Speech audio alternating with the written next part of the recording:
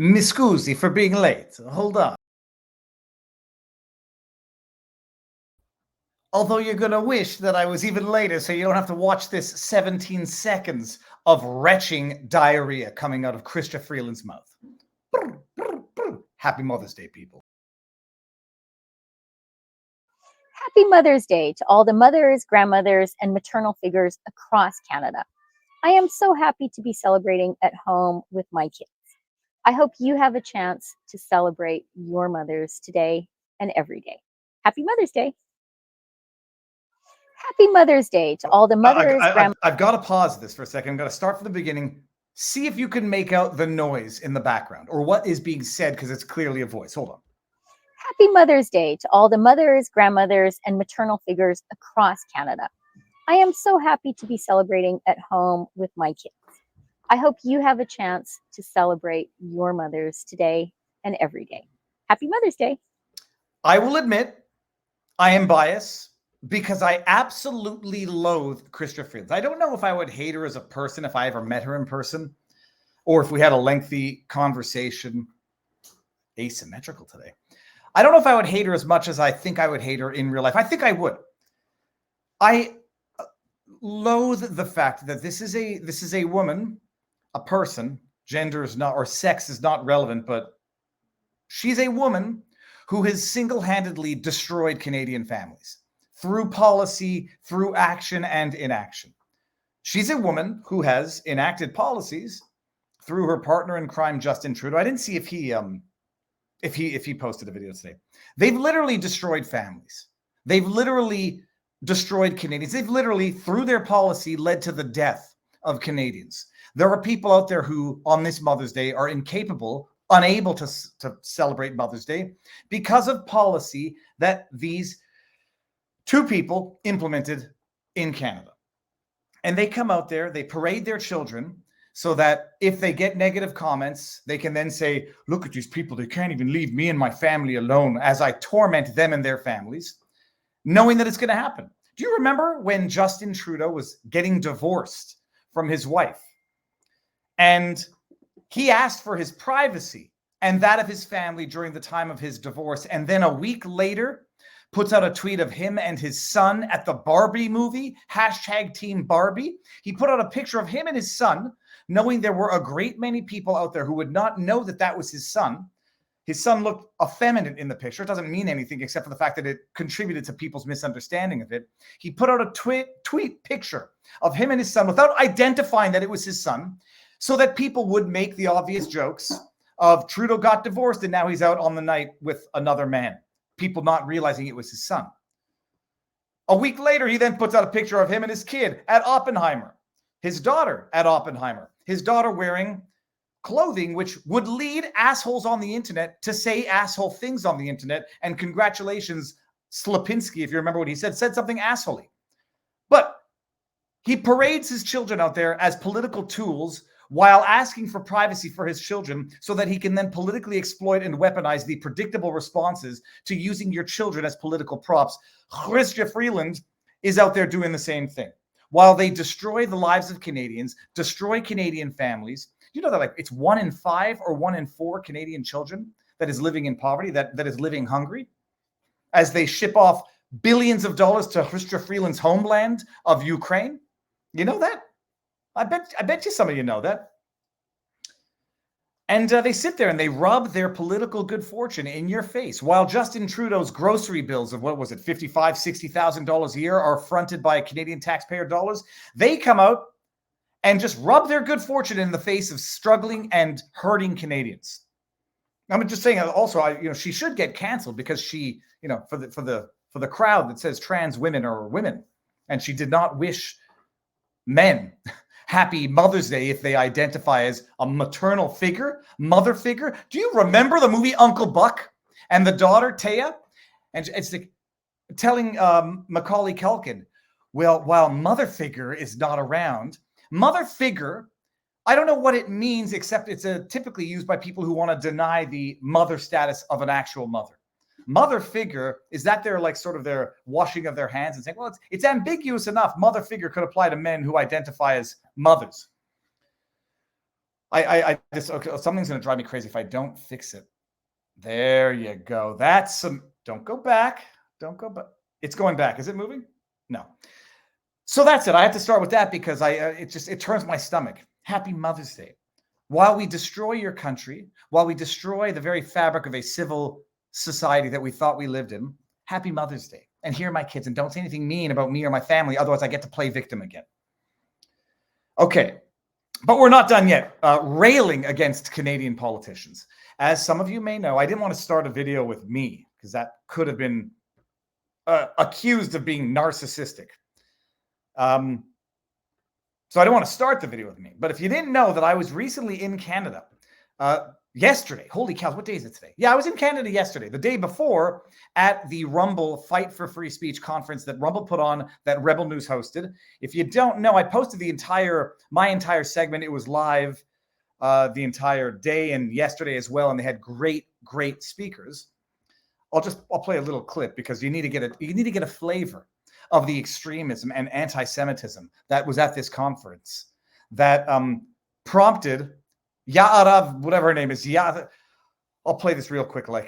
That prompted this outrageous comment that I'm going to. Why is government good and private corporation bad? Well, private corporations seeking profit. They have very selfish interests. Oh, I'm sorry. You don't think government has equally selfish, corrupt interests? I mean, if you don't trust humans in private enterprise, why the hell would you trust those same humans in government enterprise? People think you go into law and you're going to see dignified people because, after all, law is a dignified profession. Law is run by humans. And humans are both good and bad. And some humans are bad, and some humans who are bad are attracted to positions of power for bad reasons. The idea that that the government is some sort of benevolent good and that it should be as big as possible. We've seen how it works to absolutely coerce submission from a population. The more the people are dependent on the government, either for your $2,000 a month because they shut your business down, or because you're employed by the government and you can't bite the hand that feeds you, the more government control, the more control of a society, the more they can make Hitler's willing executioners because nobody can say no because it means their family and not someone else's family. Testify. That was the conference, fighting for free speech, opposing that ridiculous Online Harms Act, Bill C-63. And what's her name? I forget her name now. The most disgusting, vile people on earth who are members of government come out and want to, where is it, dude? I had it here. Fannie Willis. Oh, for goodness sake. I said I was going to start the show with her because that I want to highlight this tweet. And I can't remember her name now. It has an A in it. I'm okay. I'm sorry, guys. You're going to have to here it is right here. Here we go. No, that's not the right one, but we're going to get there. Oh, for goodness sake. For goodness sake. Oh, I'm going to have to pull it up over here because okay, fine. I'll bring this up. Sorry. It's not going to be the original tweet, but we're going to bring it up because we have to. These people need to be put on blast. And these people, I mean, politicians of the most decrepit order. Here, hold on. Is that it? No, it's right here. Ya'ara, what's her Ya'ara Sachs put out a tweet. She says, "Oh, I've got to post my comment to this conference that I've heard is coming. Sadly, I've learned that Rebel News will be bringing its hateful and extremist views to York Centre." This is a Canadian MP talking about that event put on by Rumble, hosted by Ezra Levant. Well, it gets beyond stupid. While I am a strong supporter of the right to free speech, let me be clear that the vile views espoused by Rebel News are not welcome in York Centre. Where do they accuse them of anti-Semitism? Here, Rebel News, its commentators, staff, and associates have espoused everything from anti-Semitism to Islamophobia. Well, that's an amazing spectrum of isms right there. Ezra Levant, who happens to be Jewish. I don't talk about it very often, but everybody knows Viva Fry, who was one of the speakers there. That Ichbe, Ya'ara Sachs, comes out and says, I have to issue my statement as to the vile and anti-Semitic and Islamophobic statements coming from Rebel News, Ezra Levant, Viva Fry, who's up there railing against the government the way they deserve to get railed against. Scum. All right, now I see Barnes is in the backdrop, and I'm going to bring him in exactly 30 seconds. But before we even get there, while we have to deal with government corruption and all of the ugliness that is the world based on the terrible policies of these people, is Disease X coming around the corner where they're going to try to finish the job that they didn't get away with during the COVID pandemic. I'm not yet saying plandemic because I'm not sure if it was planned or co-opted. It doesn't really matter. First, it was Disease X in January, where the globalists hosted a panel featuring big pharma leadership in Davos, and the foreshadowing is real because recall what they did with the pandemic in 2019. Now the CDC and mainstream media are stoking fears around the H5N1 bird flu, claiming that not only have tens of millions of livestock been infected, but also the virus is making the leap to humans through milk, through steak, through salad dressings, you name it. And by the way, I spoke with very smart people, smarter than myself, who believe that if it makes the leap and it goes from human to human, something is afoot. Maybe the same thing that's not happening, but it's good that it's happening. Genetically modified. What's the word I'm looking for? Oh, well, I'll get it in a second. Gain of function, that was the word I'm looking for. The gain of function research. Avian flu, at the same time, news headlines are being littered with outbreak scares. If we've learned anything through this awakening, it's that there's no such thing as a coincidence. The Atlantic reported on April 30th that the U.S. is somehow over and under reacting to the bird flu. Whatever that means, being prepared always is the way to go. And I learned this during the first one, when you can't get your medications because half of them are made in India and China. And lo and behold, there's a shortage. Good luck to you. Luckily, the chief medical board at the wellness company has been closely watching the avian flu outbreak over the last few weeks, and they've got your back. The one-of-a-kind prescription contagion emergency kit, it's only available in America, people, provides you with a carefully selected assortment of effective medications for bird flu, COVID-19, other respiratory illnesses, ivermectin, hydroxychloroquine, Z-Pak, Tamiflu, I always get this one. Budesonide, along with a nebulizer, so you can rest easy knowing that you have the emergency meds on hand alongside with a guidebook for safe use. Every American should have at least one of these kits. Avoid the wait times, the price gouging, and other concerns with something that will cost you basically one visit to a doctor. TWC/Viva, TWC.health/Viva. Get your emergency kit now. Contagion kit. It's a prescription, so you got to fill out some stuff. It's not available in Canada, unfortunately. But if you go to twc.health/Viva, use the promo code Viva, 10% off and free shipping. Kits are only available in the USA, and it's something that you want to have. It's like a medical kit, like an emergency kit, except with stuff that you'll need that they said was bad and wrong, and now they're saying it's not so bad and not so wrong. We're going to be talking about it a little bit more tonight. All right, and I see Barnes. Oh, by the way, the link is in the description, and we've got another sponsor in a bit, but the link is in the description. Thank you, guys. Fine folk at TWC. Just did a podcast with Drew in-house with Kelly Victory, and they're doing amazing stuff there. Barnes, I'm bringing you in. Where is Barnes? He looks like he's not captive. Sir, how goes the battle? How's the sound? Everything good? Well, I'm going to go to Rumble. I'll go to locals and see if it's equalized. But I don't know. Are you allowed disclosing your location? Oh yeah, in New Orleans. Booyah! Now, may I ask? I should know why you're there, but are you there? A buddy of mine's wedding. Very cool. I'm just going to ask, how is audio here? So there's no book in the backdrop, Robert. I'm going to bring you back in here because. But you're pulling the Peter. If anybody doesn't know who Peter McKenna, he's the Canadian photographer. He always says you want to get good lighting, get as close as you can to the window. Barnes, it's Mother's Day. Do you have a party tonight or no? No, the wedding was yesterday, and the reception was the night before that. So everybody's heading back, and then I head up to Philadelphia tomorrow for some more Philadelphia cases. Well, I mean, look, it wasn't. I don't know what's on our menu. You'll tell us what's on the menu, but let's just actually start with the updates there. Are you going back to Pennsylvania for Amos Miller, the farmer, or are you going back for the two men that are still? All of the above, you know, and there's some more harassment the government's doing over some more people connected to Amish country, so that it never stops. We'll see how all that progresses. Robert, do you want to go through the menu or just roughly what we have on the menu for tonight? And by the way, it's Mother's Day, so we might not be able to do a marathon until 8:30, 9 o'clock. We might cut it a little. Well, we might just go 2 hours. We'll see how it goes. Happy Mother's Day, everybody out there. Our topics tonight, no favorites was the number one, but the next top two were election-related cases and whether illegals are voting. And we have election-related legal news out of Arizona, Georgia, Wisconsin, and New York, as well as the illegals question and illegal suing states like Iowa over whether or not that state can enforce immigration law itself. We got, of course, Trump with his New York trial and continuous misconduct issues, government misconduct issues in his Florida proceedings as well. And, of course, Judge Engoron caught up in another scandal. Then we got Steve Bannon, D.C. Court of Appeals, denied his appeal. So he's going to go up to the Supreme Court where or he goes to prison for 4 months.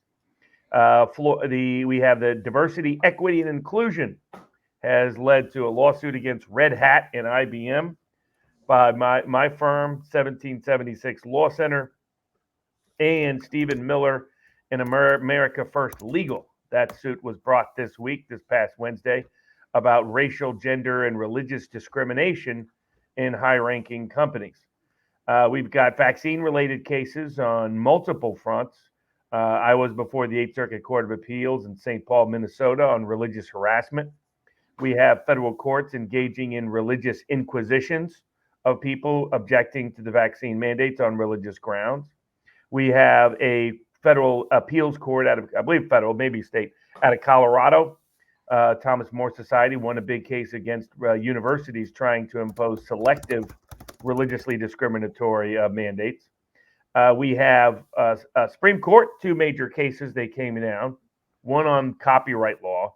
But the other big one was on forfeiture law, where 2 justices, Gorsuch and Thomas, wrote a concurrence about where that law might be going. The decision itself I found kind of a weak decision by the majority. Unsurprisingly, Kavanaugh and Barrett joined Roberts and, in this case, Alito, to allow and authorize all kinds of government stealing your property and your money without any limitation. But Gorsuch and Thomas wrote a key concurrence. The 3 liberals dissented. The 3 liberals were right, in my opinion, by the way. But the Gorsuch and Thomas wrote a concurring opinion making it clear they were not greenlighting all the insanity that's going on in civil forfeiture context. That might have broader context, broader application, might apply to cases like Amos Miller's in Pennsylvania. What happens when the government steals your stuff without even giving you a hearing? Then we've got the students bringing suit in multiple contexts, some challenging these student fees that are charged to help politically motivated organizations, and sort of coerced speech is what's taking place in many of those cases. That's being challenged, as well as various challenges arising from the anti-Israeli protest on college campuses. Some proposals for crazy new control laws, speech laws, hate speech laws. It's just coming from, in some cases, the right, the conservative side of the aisle in this case. So so that's about the dozen or so cases we have for tonight's discussion. All right, amazing. I don't know what we're going to start with. It might be out of order, but I think we should start with this one because it's important and we should know what the heck is going on with Steve Bannon and the appeals dismissing his challenges to the conviction for contempt of Congress that he got. And I read through this. It's just the most frustrating thing on earth because it's motivated reasoning where that's how you would draft it if you want to arrive at the conclusion that you dismiss all of Bannon's challenges to his conviction. For those of you who don't recall, he got a subpoena from that January 6th committee to, bring some documents, some of which related to, his potential interactions with Trump and others which allegedly didn't. He didn't comply with the subpoena for a number of reasons, one of which was invoking what he was led to believe, or what I believe was executive privilege that was being asserted. That was one basis. Another basis is that he said this subpoena is invalid because people seem to have forgotten that this January 6th committee, it's not just a talking point in the media. It was unlawfully formed or invalid in that it didn't meet the quorum. It didn't meet the legal requirements for its formation, such that any subpoena they could issue would be fundamentally not defective, but non-existent because it doesn't exist in virtue of a lawfully formed committee. And the way in the decision, from what I understand, Robert, they said you would have had to gone before the committee to challenge the legitimacy of the subpoena on the basis that the committee was invalid in order to get the committee, which is invalid under your argument, to acknowledge the subpoena is invalid because the committee is invalid.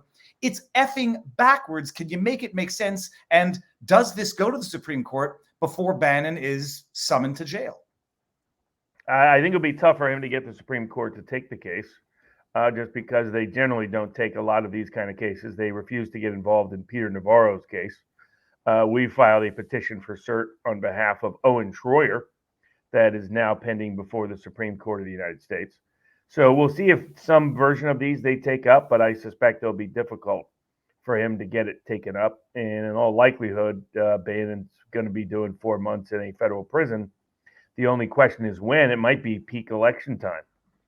he may be serving time right when he could be advocating for the election in the fall. That, let's say he files now he has 90 days to file his petition with the Supreme Court. So I presume he'll take all the time available to him for that.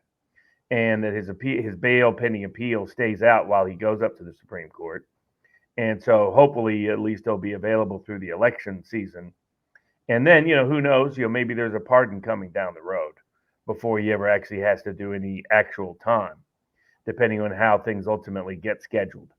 But there's two aspects to it. One is, Bannon probably his counsel could have done a more thorough job in how they handled the subpoena from the get-go. I think they could have got a more affirmative and clear statement from Trump's team. They could. Can I stop you on that? Because the Court of Appeals seems to be suggesting that he did not get clear and unequivocal or even a confirmation that Trump was in fact exercising executive privilege. I don't know how to even go back to verify that in real time. I thought he did. Was there any ambiguity as to whether or not Trump was exercising executive privilege or invoking it for him? Yeah, there was. And there are ways to get better clarity on that. That's one part. A second part was, it would have been useful. I find it ridiculous that you have to exhaust remedies by challenging the very organization that's violating your rights. But the courts rely on this nonsense all the time. We'll discuss it. They're pot shots at Abe Hamada in his Arizona election contest. The Arizona Court of Appeals is like, why didn't you bring every kind of emergency relief known to man? Of course, those that did so, Kerry Lake did sue before the election with Alan Dershowitz and others, and the court sanctioned her for doing so. So this is the part the courts don't deal with. They don't deal with their hypocrisy and duplicity on election law cases. But the same thing here, that if you're going to challenge a congressional subpoena, you've got to check all the boxes and challenge it by every means attainable to you. You're then still better off going in and asserting your objections live. And that for whatever reason, I never understood why, Bannon never chose not to do that. To a degree, Navarro chose that path too. And I thought that was bad. Alex Jones didn't. Alex Jones went in and objected. And even though he was asserting his Fifth Amendment, because he's Alex, he sporadically said, by the way, you're a fraud, and you're a fraud. Well, Robert, that was another question, is that this all, in theory, could have been avoided if Bannon just showed up and pleaded the Fifth. Yeah. And otherwise asserted all the other objections he had available to him. So I never understood the approach that was taken. It appears that it was the advice of his counsel. Some of us have been telling Bannon now for about 5 years that he doesn't have the best counsel. Well, but God bless him, he doesn't listen. He wasn't, and he tried to invoke advice of counsel, and the Court of Appeals says you don't even get to bring that in as a defense. Yeah, no, I think that there's a robust issue there constitutionally. So they ultimately said he waived and forfeited a bunch of stuff. Both the executive privilege defense, that it wasn't re-raised again at the trial as a separate line of defense, that his variations of authority defense should have been brought in a different manner than they were brought. I think they're, trying to find excuses to weasel out of legal accountability, the Court of Appeals. But there's no question that things could have been more thoroughly prepared. I always try to tell people that we're seeing it now with Trump in live time in New York. There are ways to preserve an objection. And the trial court is trapping the Trump team into not making objections they should be making. Yes, they make the objection beforehand. Yes, it's already really been ruled on. Yes, it's really preserved. Yes, it's trying to make them be embarrassing in front of the jury. But there's ways to still get around that. And you say, hey, judge, I just want to be able to preserve it. For those folks out there that are in the practice of law, you can tell a set of objections is coming. Court has already screwed you on it. Say, judge, I anticipate certain questions being asked and answers being given that raise to those issues. May I have a continuing objection to that, or do I need to interrupt the court and counsel throughout? I don't want to interrupt if I can avoid it. I don't want to, cause any unnecessary issues, Your Honor. Is it okay if I can just have a continuing objection? When do I need to re-raise it in your mind for me to preserve it? And then judges, because they want to trap you into that, but they don't actually want everything interrupted, they'll usually give you the continuing objection without you having to say it every 6 seconds. So there was a bunch of things that Bannon could have done before the committee, could have done at the trial level, And now the Court of Appeals is holding that over him and denying him on technical grounds substantive remedy. Now, the big issue still is willfulness. Historically, when the feds use the word willfulness, when Congress chooses the word willfulness, it has a very particular meaning. If they want to say you have to act with knowing intent, they say knowing intent. If they say willful, they mean something additional, above and beyond that. The courts have never liked that because they like to convict people and help the prosecution whenever they can. That's what judges really do. It's not their job, but it's how they perceive their job, because it's how they got their job, by either being prosecutors or protecting prosecutors.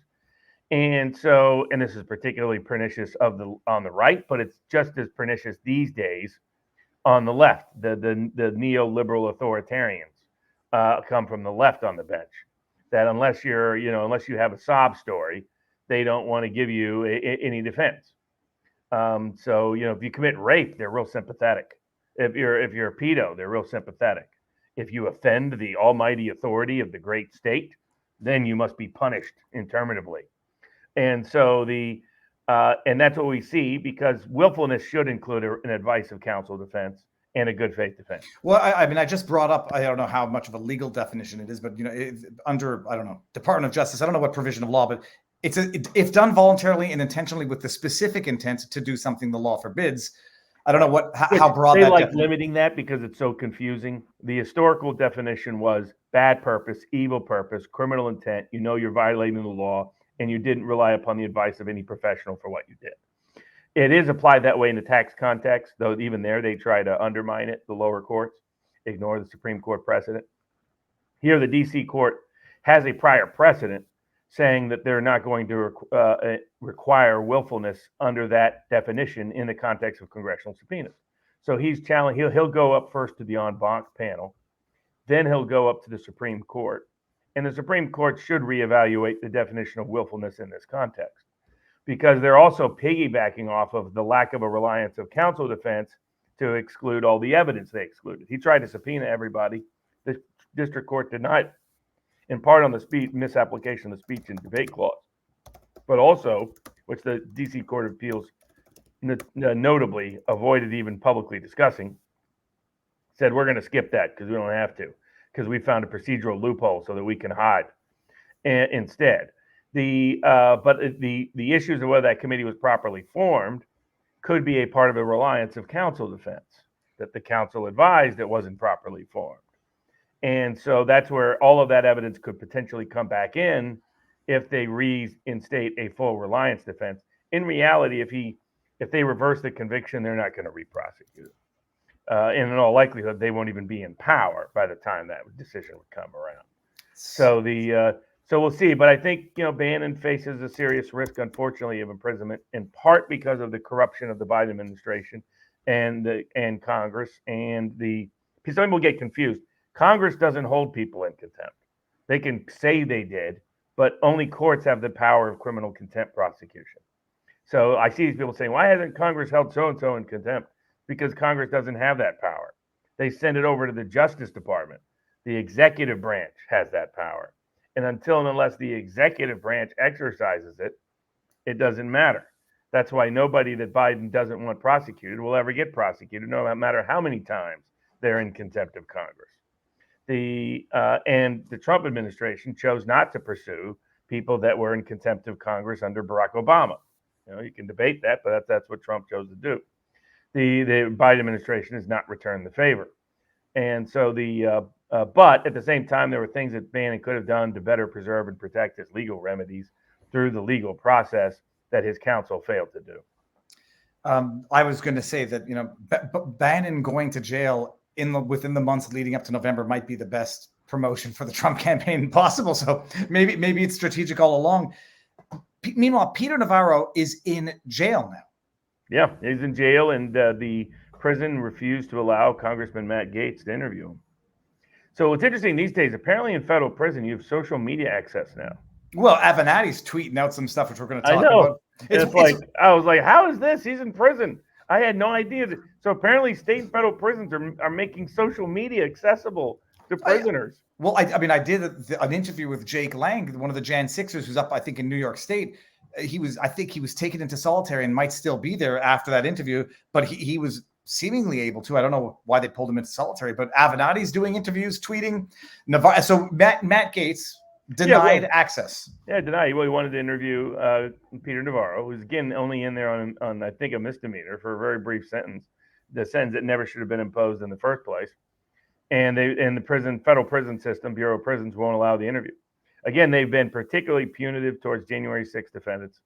They put Owen Schroyer in solitary for most of his very short sentence to make it as miserable and torturous as possible. So this is who the Bureau of Prisons is, and it shows the need for reform at many, many levels. Robert, before I get into some of the super chats, if I may bring up the second, I had a beautiful segue, but wait until you see this, people. Hold on. I'm not going to play the entire video, but Roundhouse here, check this out. Morning kick, people. The joke was I was going to try to say Bannon's going to go into jail and come out looking like Chuck Norris. That was the segue into the sponsor. Didn't get there, but bottom line, this is the other sponsor of our night. Morning kick, by the way. Look, has anybody seen what Chuck Norris looks like these days? Because he's 84 years old, and I had no idea. Now, I don't know what he's doing, but I think I know what he's doing. Have you ever wondered what happened to Chuck Norris? So I see this video. I knew what Chuck Norris looked like because I'm a Chuck Norris fan. What's even more shocking, he's stronger, works out longer, and has plenty of energy left over for his grandkids. He did this by just making just one change. He says it feels like he's in his 50s again. His wife even started doing it, and she says she's feeling better. She says she feels 10 years younger. He's 84 years old, by the way, people. I'm not playing the video because you got to go watch the video. Chuck made a special video that explains everything. Make sure you watch it by going to chuckdefense.com/Viva. Do I tease it out a little bit? I'll tease it out a little bit. Your door, but inside your own body.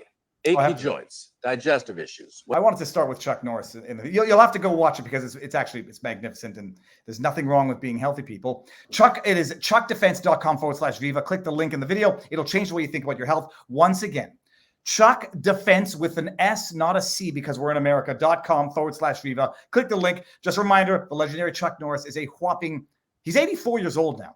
I'm going to maybe fact check myself there. He's 84 years old. He's discovered he could create dynamic changes in his health simply by focusing on 3 things that sabotage our body as we age. Watch the method, chuckdefense.com/Viva. And as I say that, I know they say to give up one thing, and I see some chat discussing what's going to be in the glass later. It's a rose gin, Robert, so it goes with your tie. Although the chat is discussing whether or not your tie is salmon or rose. But hold on, there was a funny. You have to be 100% badass to wear a pink tie or gay. That's it, Robert. I think you're the badass. It's a happy Mother's Day, so it seemed an apropos color for my happy Mama's Day. By the way, the link is in the description, so check it out. But I'll bring up a few of these before we get going to Rumble, because we're ending on YouTube. Vote with our feet, vote with our dollar, and support the free speech platform. Good job up there at the Free Speech Conference. I hope it helps. Cheryl, thank you very much. Except for my brain fart where I said Trump instead of Trudeau. I wanted that as the clip. Robert, I said Trump instead of Trudeau, and I didn't even notice it until after the speech. Had I noticed it during, I would have stopped it and made a joke about it. Oh, just that one section, but it was fantastic. Hunley, please join us and Viva Fry in the West Palm Beach in Florida. AmericasUntoldStories.com/events. Hunley, I know it's next week. I hope it's next week. They're giving you an award, right? I think so. The cranky old Canadian award. Shittenhouse Enterprises now recruiting like-minded people for customers-facing role. Applicants should post their samples at official at Viva's residence. Thank you very much. Robert, have you visited St. George yet? That's in New Orleans? Maybe. If it's St. George Episcopal Church, that's where the wedding was yesterday. Oh, that's beautiful. We got Robert. Try to avoid the culture shock going from NOLA, that is New Orleans, to Amish country. And we got the new undocumented migrants. We're going to talk about this. Migrant ID cards legal. We'll get there in a second. Rumble sucks. Let me mute chat trolls. I will mention that to them. We do. By the way, and we've been getting an influx of trolls. I noticed some of the trolls that are standard on YouTube have migrated over to Rumble. So, Pavlovsky, we're bringing over traffic, baby. All right, we're going to bring over the traffic right now. So, thank you to the sponsors. The links are in the description. Let me just mention them one more time because I want to hold on a second, details. I got to go to here and then read this. morningkickchuckdefense.com/Viva, contagion kit, twc.health/Viva, 10% off and free shipping. And now what we are doing is voting with our feet, our dollars, our eyes, our minds. And we're going to go to Rumble. I'll post the entire stream tomorrow on YouTube. You can come over to vivabarneslaw.locals.com right now, where we have, I can't see that. That's 1,300 people at last check. I got to update that. The link is there. And we're going to talk about the Trump trial and a bunch of other stuff. Okay, ending on YouTube now.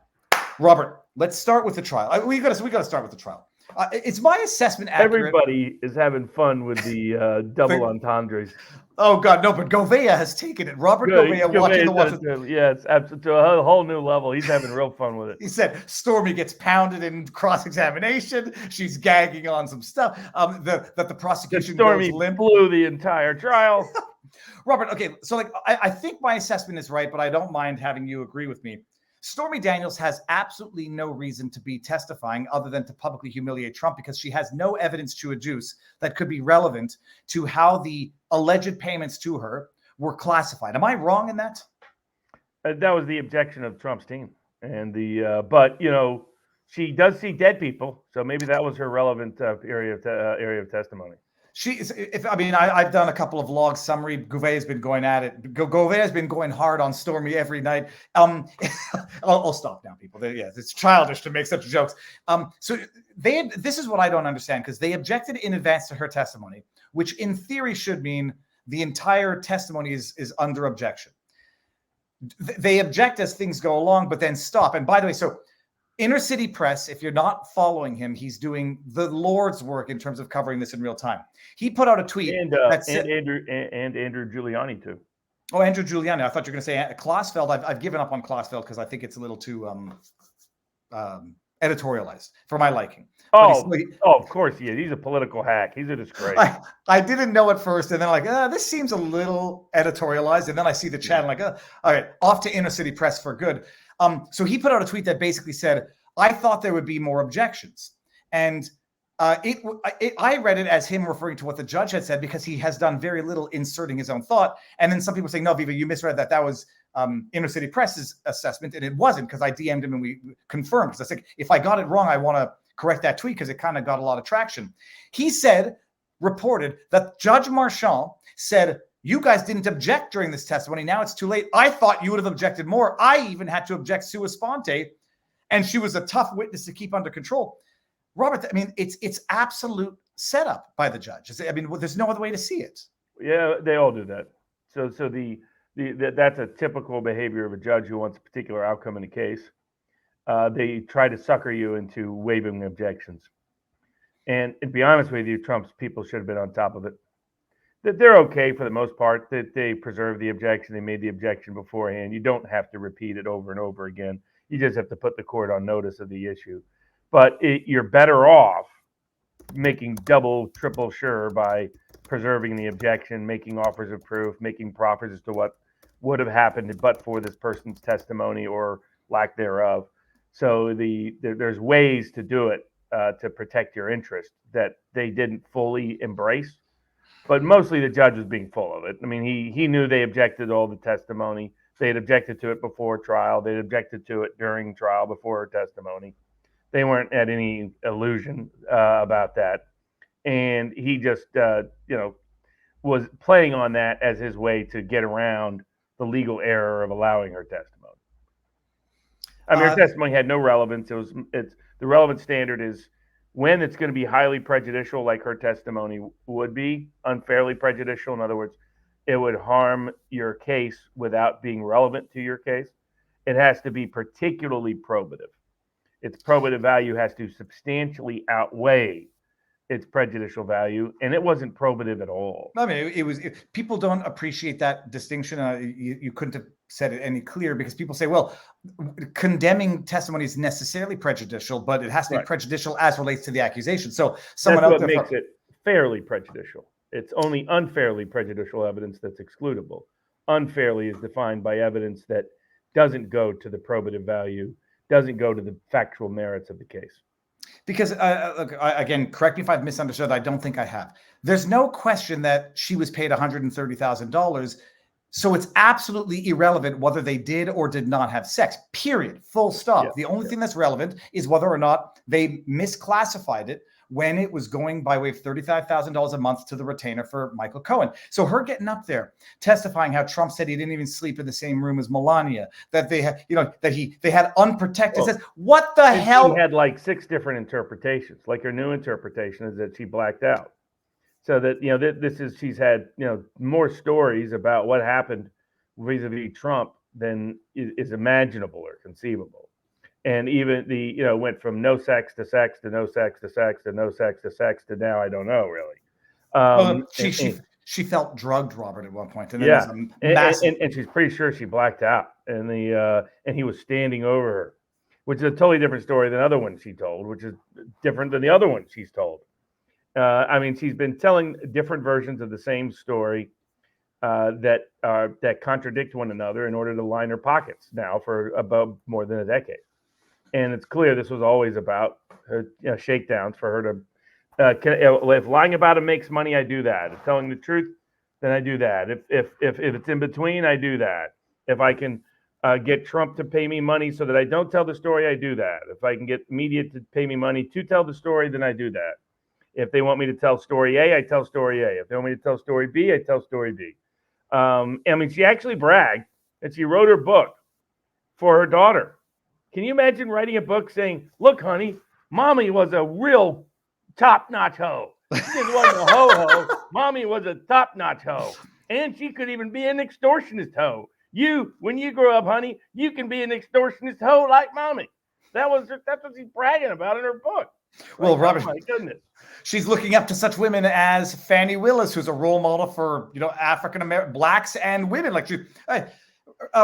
Robert, hold on. I actually want to bring one up because in retrospect, I went back to watch some of her interviews, and it is wild watching these things in retrospect. I won't play the whole thing because it's long and unnecessary. But the deceit fascinates me. Your original statement, the signature on the original statement does not match the signature on this statement.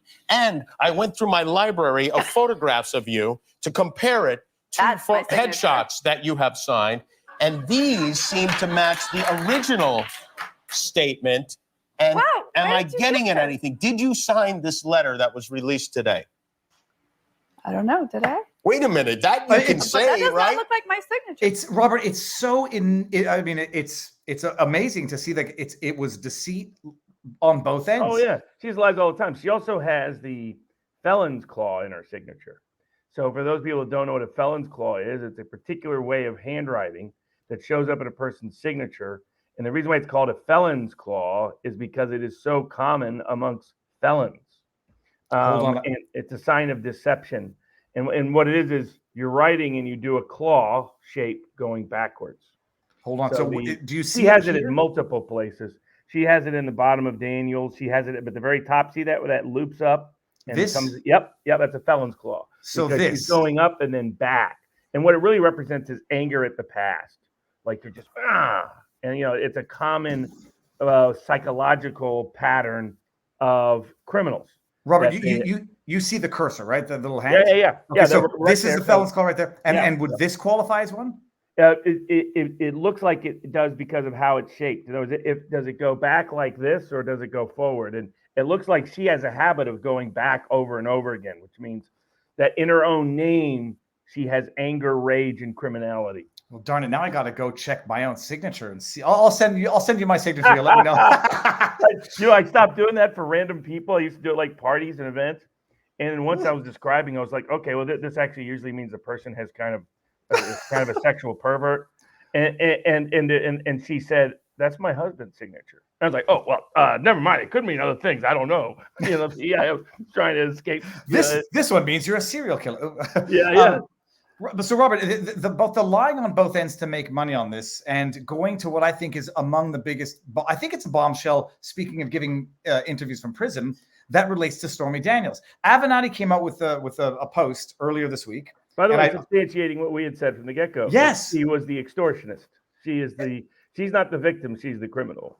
So he put out a tweet. I just put out the vlog before this show to actually, promote the show. I'm going to try to do these every Sunday, like just a talkie vlog beforehand, let everyone know the show's coming up. And in he says my statement on Stormy Daniels, because he's watching the testimony, I guess, from court, or he's listening to this tweeting. And he says that he got a call from either the producer, someone involved in the Netflix documentary saying, do you want to participate in this? And he says, I want to know if Stormy Daniels is being paid for this, because if she is, I know it's not going to be a documentary. You can take him for his word or not, because he's a convicted liar and extortionist, but whatever, he's not dumb.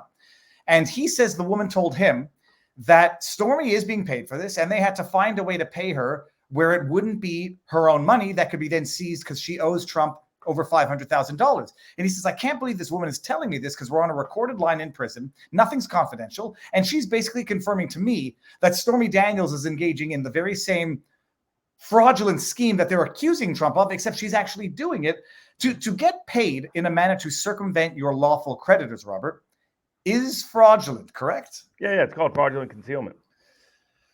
And I'm sure she's also committed and is committing tax crimes in all likelihood. So this question is, because of how badly her testimony went, does she start getting investigated by the people who are using her as a political tool against Trump? No, I mean, my guess is she's still on the right side of their political equation, so she'll be left alone.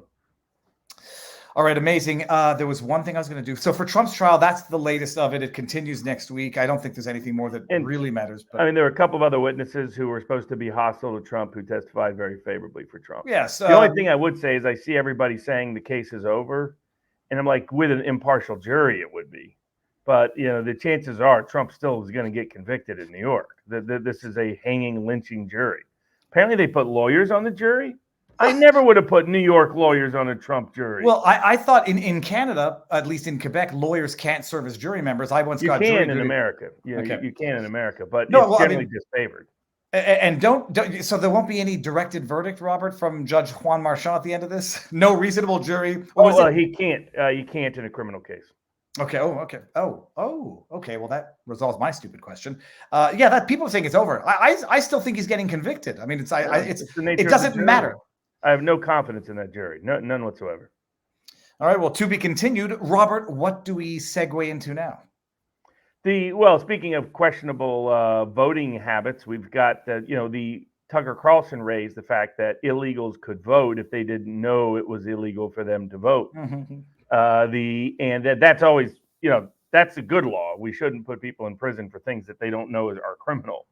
But what it shows is that is not an adequate check on illegals voting. You need more institutional remedies available to people than criminal prosecution of individuals. You need to have something that will flag whether this person is constitutionally qualified to vote to begin with. And that's where the problem occurs, especially as they expand forms of identity for illegals. They're allowing illegals to get ID, Social Security numbers and ID cards and TIN numbers by the Biden administration and by various sanctuary states. And so that creates risk that even where there's ID required, an illegal may be voting. And how does the ordinary person know whether someone's illegal or not? That's a problem in our current legal system, that there's no easy mechanism to figure out whether someone is or isn't a citizen who voted. And so you could have inferential evidence. I published in the Barnes Brief this week at vivabarneslaw.locals.com the competing theories out there from the Cato Institute and other organizations like FAIR and others as to what degree of a problem it is. Some surveys suggest there's a lot of illegal voting. Others say there isn't. And when I researched this in the past, I figured out that actually it's very difficult to get adequate evidence because there's no check in place systematically, institutionally, to make sure only citizens are voting and that ordinary people can figure out whether only citizens are voting. It's like, I've got a Social Security number, I've got a Social Security card, and that could be confusing for people who why not? If someone tells you can vote and your English is lacking, I can understand what you're saying in terms of someone thinking it might not be illegal or not knowing. And who the hell knows? You come in with that card, it looks legit. Like, why wouldn't you be able to? Right. Exactly. So it's definitely a problem that requires probably legislative remedy. And speaking of which, there was some laws that did pass this past week that are going to improve election integrity in some states. There were some good court decisions on election integrity, and there were some bad court decisions on election integrity. So we had a mixture of both this past week. Okay, before we get there, I have a question for you, Robert. I tried to look up the answer myself. I was replying to Mark Elias, who says it's already illegal for a non-citizen to vote in a federal election. This is a smokescreen to hide the fact that Republicans are in court trying to make it harder to vote and easier to cheat. Well, talk about confession through projection. But Robert, I asked him, I'll never get an answer from him, and I think I know the answer. Do non-citizens, illegal immigrants have an impact on the number of congressional seats allotted to a state? Robert, Yeah, I think the answer is yes, right? Right. That's one of the things that Thomas Massie and others are trying to lead the change on. They're trying to change the law so that only citizens count for apportionment purposes for both electoral votes and members of Congress. Okay, so explain how that works to the idiot Canuck. Like, so they do a census, it counts citizens. It counts everybody. It counts all population. And so what happens if there's an increase in population in given areas? They get more seats. They get more seats and they get more electoral votes. They get more seats, more electoral votes. So it's Right, not. so that's where, without illegals ever voting, illegal immigration can change who has political power. Because it'll say, like, it'll give California more House seats, and that gives them more electoral votes.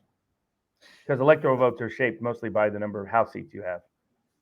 And so now, if I'm thinking as to where the illegals are going, typically, well, now they're in New York. Now they're in certain states that are not necessarily red states or purple states. How does anybody then ever, at any point in time, sincerely or legally tenably say that illegal immigrants do not have an impact on federal elections, even if they don't vote? That's not an accurate statement, and so they're just lying to you. Holy hell. Okay, well, that makes more sense. All right, so now the cases that were coming out, let me think of one of the good ones.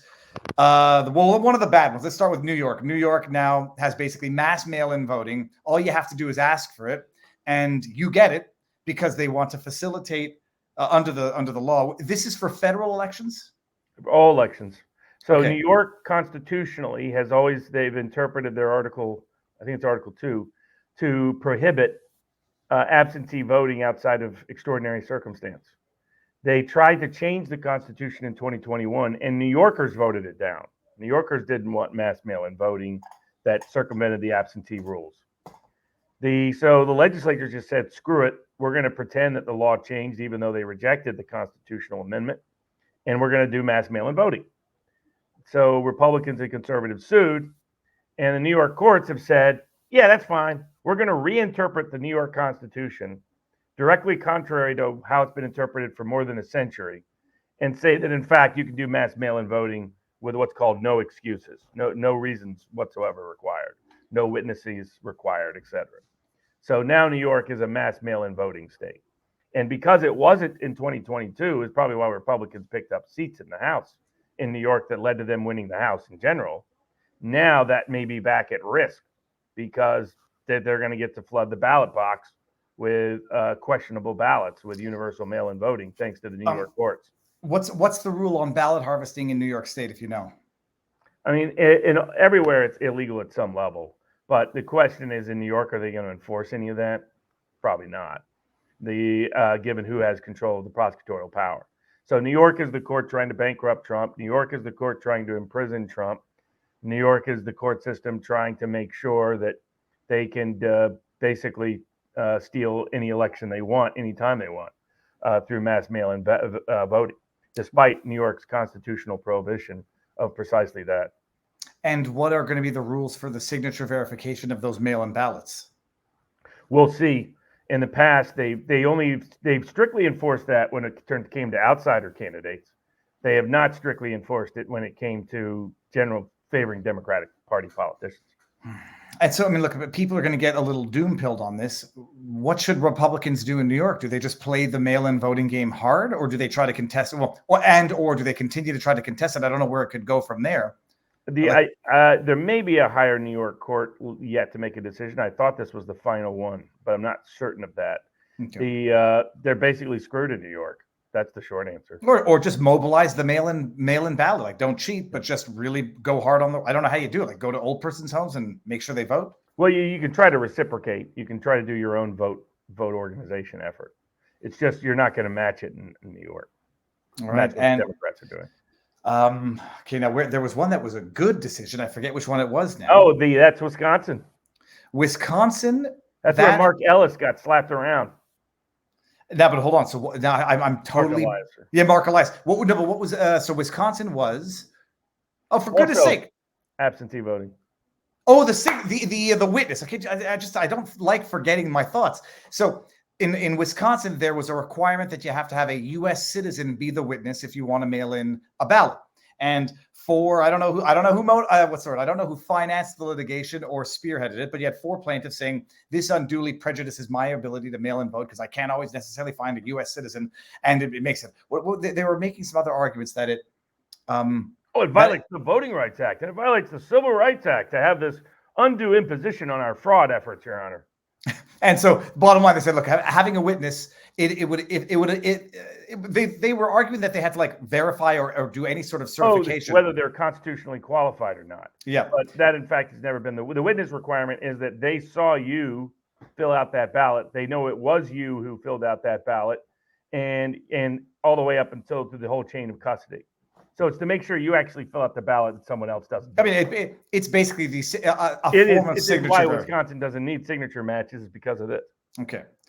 Yeah, so it replaces it sort of another method of a signature verification. The guy saw the hand go to the person doing it at the time of, and there's no concern about it. So they said, no, having the witness as a U.S. citizen is not a problem if you're overseas for whatever the reason. Even an Obama judge said that. Said it's ludicrous to suggest a law that's been on the books for 60 years that was put in at the time of the Voting Rights Act and the Civil Rights Act somehow now magically violates the Voting Rights Act and the Civil Rights Act.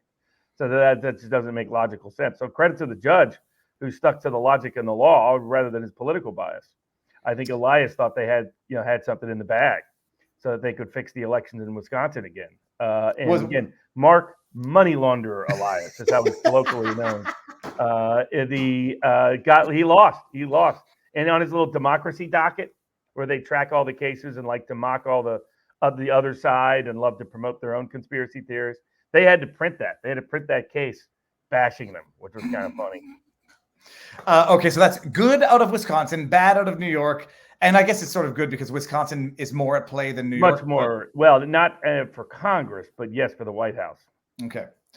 All right. What was the other one? I know Hamadeh's in there. Oh, we got 2 more. So we got Arizona and Georgia. Georgia passed new laws. The generally useless governor there, Kemp, at least signed the new laws that put more restrictions on mail-in voting, drop boxes, imposing voter ID requirements. So Georgia is not going to be able to repeat 2020 as easily as the Democrats would like them to. So those laws, and so far every challenge has been turned down by the courts, and those laws are continually upheld and affirmed. In addition, the Georgia Election Commission showed what we were raising all the way back in 2020 about Georgia, Ratburger, that one of the issues I kept demanding was print the ballots. You guys said when you wrote those fact checks to Dominion, you were going to print all the ballots. I said, print them. Yeah, we're going to get around to that. Not only did they never print them, now they lost a bunch of them. Just not sure where they went. Well, where did those digital copies go? And then there was other ballots that weren't ever traced. In other words, there's no chain of custody for how the heck that ballot even ever got counted. So, but of course, the Georgia Election Commission is not going to do anything with it. They just have the findings and then move on. But at least there's good election law reform coming out of the state of Georgia. Okay, excellent. And last one is Arizona and all the pot shots they took at Abe Hamada in the Court of Appeals. And Abe, to his credit, was like, well, I'll come back and find another way to challenge these illegal election rules. And so he filed a new petition to fight it. So credit to Abe on that. Abe's running for Congress, for those that don't know. Yeah, this was not a challenge of the 2020. This was 2022. Yeah, he should be the attorney general. The current commie attorney general just indicted a bunch of Trump supporters over 2020, stole the 2022 election. He did challenge it in real time. I hadn't followed it from the beginning, so I don't know where the court is just being overtly disingenuous. Oh, it's because he didn't raise every emergency motion he possibly could at every single time. Right? They admit he went through the process, went through the trial, went through an appeal. And they're like, well, why didn't you file like emergency motions challenging everything at every single stage? I mean, you got to be kidding. So if you file, this is what I always say about election law challenges. You sue in spring, it's not ripe. They throw you out and they sanction you for suing too soon. Sue in summer, it's moot. Why don't you sue in spring? Sanction you lousy election lawyer. Then you sue in the fall or you sue after the election when the actual injury occurs, which normally that's the only time you can sue. That's what they tell you do when you try to sue before the fall, before the election. They say laches. That's the most unequitable thing I've ever seen. Get out of here, lawyers. Sanctions. So these corrupt courts use every excuse in the book to not enforce our election laws.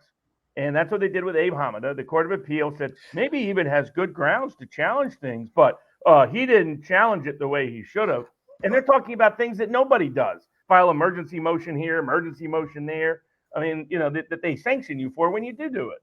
Let me bring it up because I was trying to refresh my memory as to what portion really drove me crazy. This is the early part.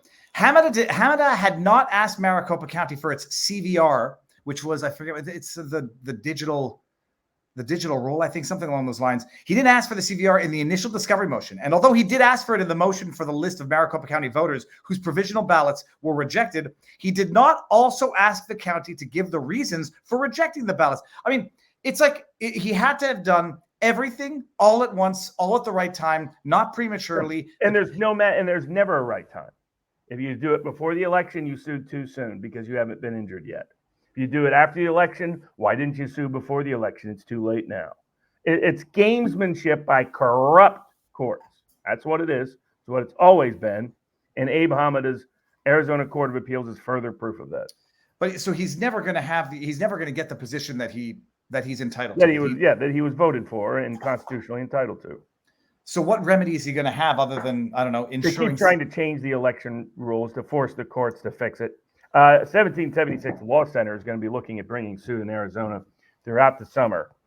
And we're going to be quoting these cases, saying, hey, judges, you said to sue now. So we're suing now. So no, don't be saying no standing. Don't be running and hiding. Don't be cowards because you got called out. You called everybody out that are on the election side saying you better sue early. Well, we're suing early, so you better give remedy now.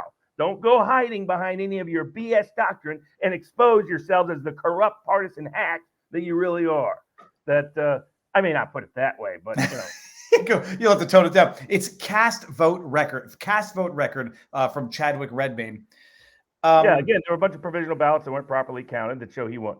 It was just one of the many ways in which Abe Hamada won the Attorney General's race of Arizona. But the lazy, corrupt courts of Arizona failed to fix it. Is the Attorney General election every 2 years or every 4 years in Georgia? 4 years.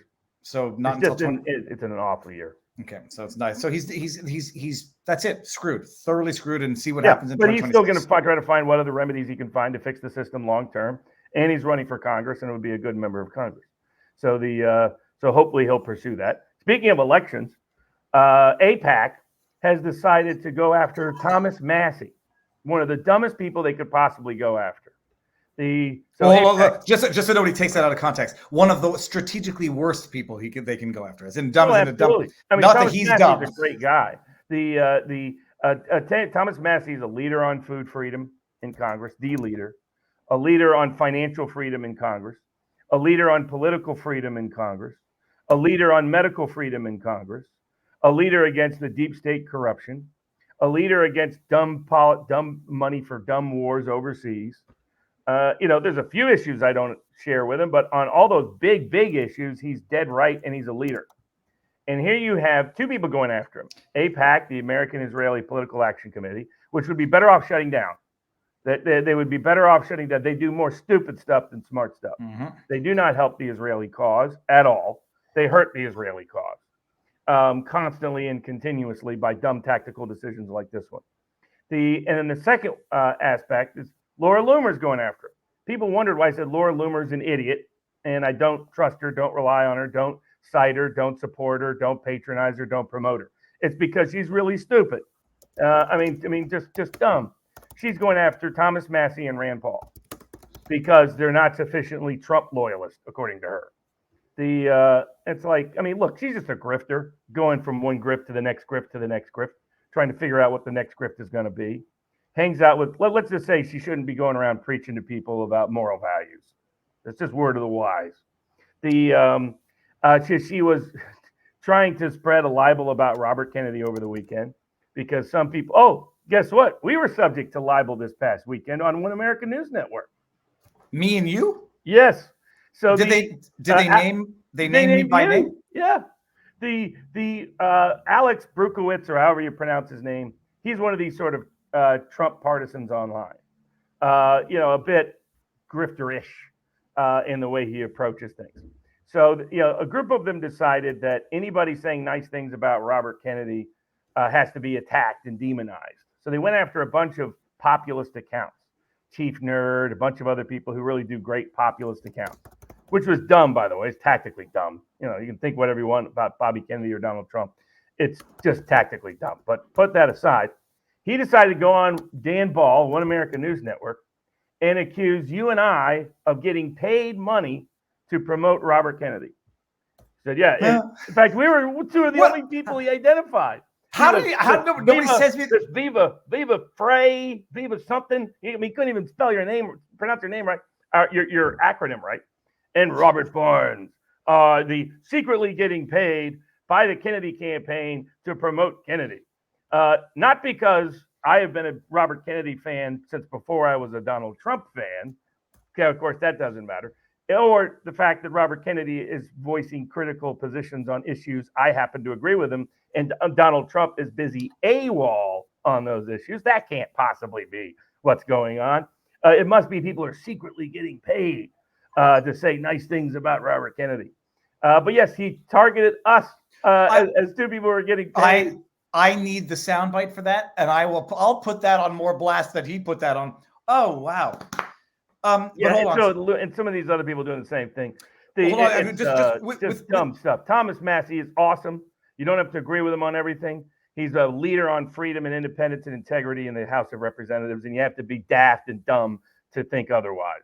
And if you're so busy promoting Trump in your own world that you have to hate and bash everybody who's ever had a disagreement with Trump, then you're just a cultist.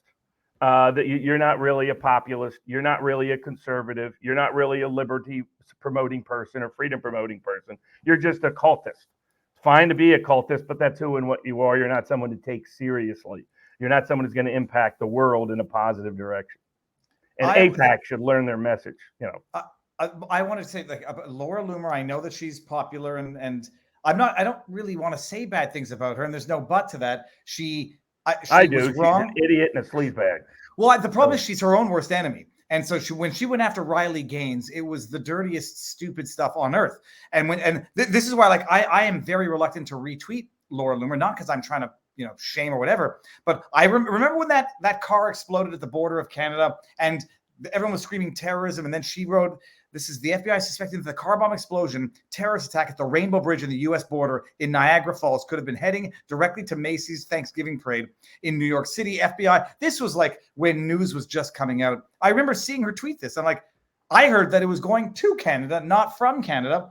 And she's her own worst enemy. Sometimes she does, good stuff. And then sometimes she discredits herself to degrees that are very, very difficult to come back from. She's not reliable, not trustworthy, basically a grifter.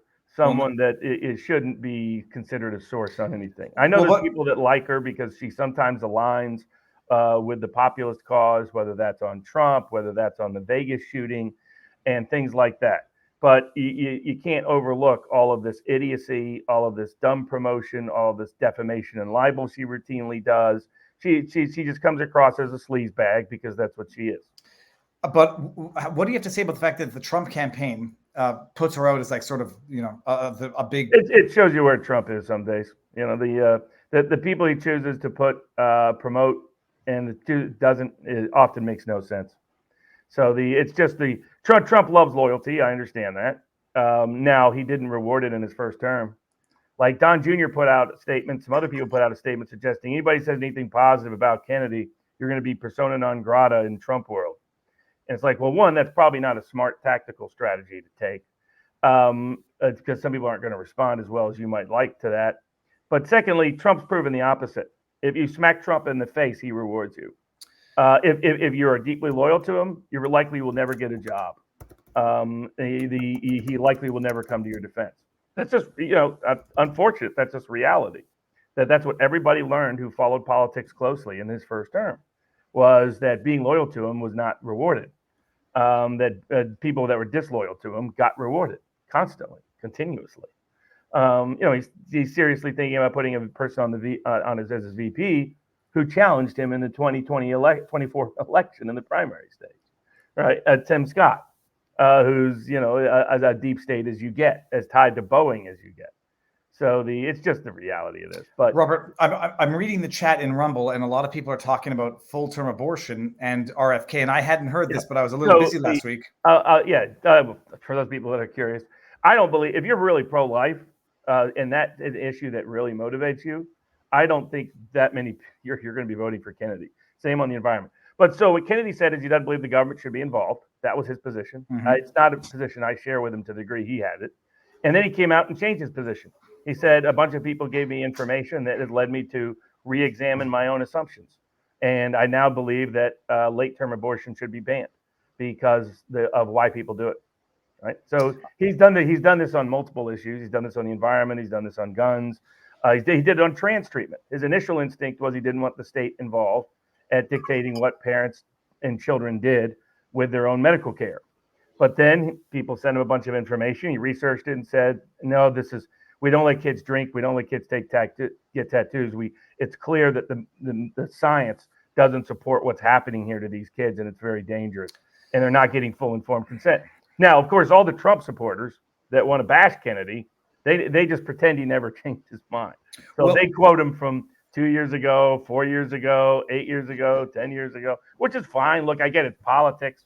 The attacks on Kennedy right now remind me of the attacks on Trump in 2016, right? Say, hey, how in the world can you vote for Trump? He's been a Democrat. He's backed Democrats. He's pro-choice.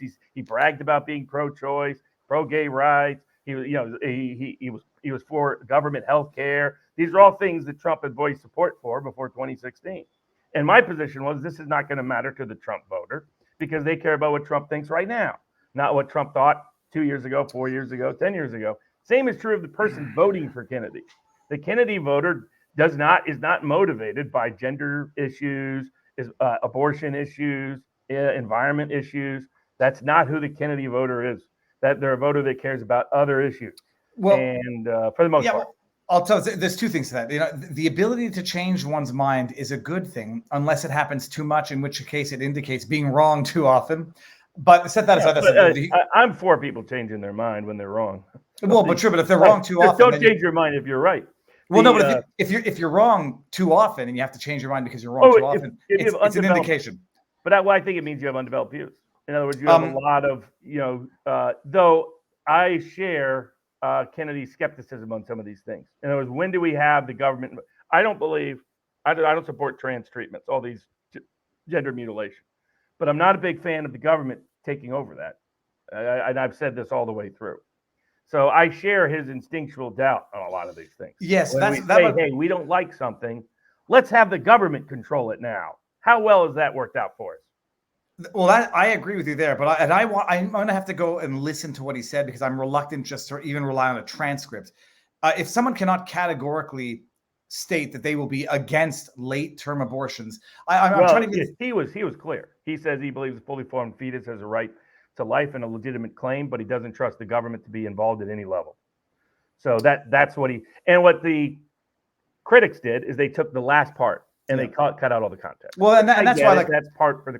But Trump is so stupid right now. He's out there saying Robert Kennedy doesn't really oppose the COVID vaccine. I mean, that's just a lie, and it's a stupid lie by a guy who got dog walked by Big Pharma and Anthony Fauci on the vaccine. Okay, I get it. It's humiliating, Trump. You got dog walked and smacked around, and you were treated by like you were their little BIEITACH. I get it, but don't pretend. There's plenty of things he can criticize Kennedy over. This is not one of them. So we'll see. No, that's I'm going to go listen to this. I'm going to go listen to the podcast because there are a lot of people out there who just want to rag on RFK, and I doubt. I mean, if anybody cannot say that late-term abortions, I mean, I can't even think of a reason that they might be warranted, except in the case of the life of the woman. Well, that's what he said. And what he said in his public statement later was. He had been given evidence that people were doing late-term abortions for reasons other than the mother's life. But his other general reasoning was, should we allow the government to control your medical care? And that's something my conservative friends don't like to answer. With Well, no, but that's true. But then the bottom line just becomes, when do you recognize a fetus as a life that warrants protection either under the Constitution or under the law? And in which case, it's, but that's still a government question, right? Well, Then yeah. it's still a government intervention question. In other words, what power do you, like, you could say morally, this abortion is always wrong, without, I'm going to give the government the power to put people in prison who don't do the kind of medical care I demand. Well, but then, Robert, the flip side is you can say, well, murder is always wrong, but I don't want to give the government the power to put people in prison for murdering people. Well, a true hardcore libertarian does take that. No, that's why they're crazy, by the way. Well, not necessarily.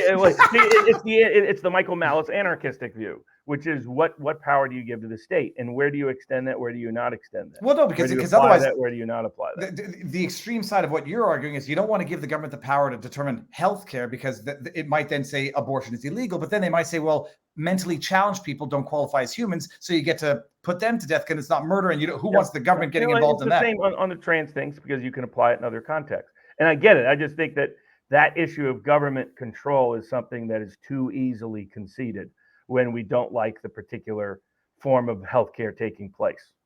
And and same with euthanasia, same with sterilization, there's a bunch of stuff.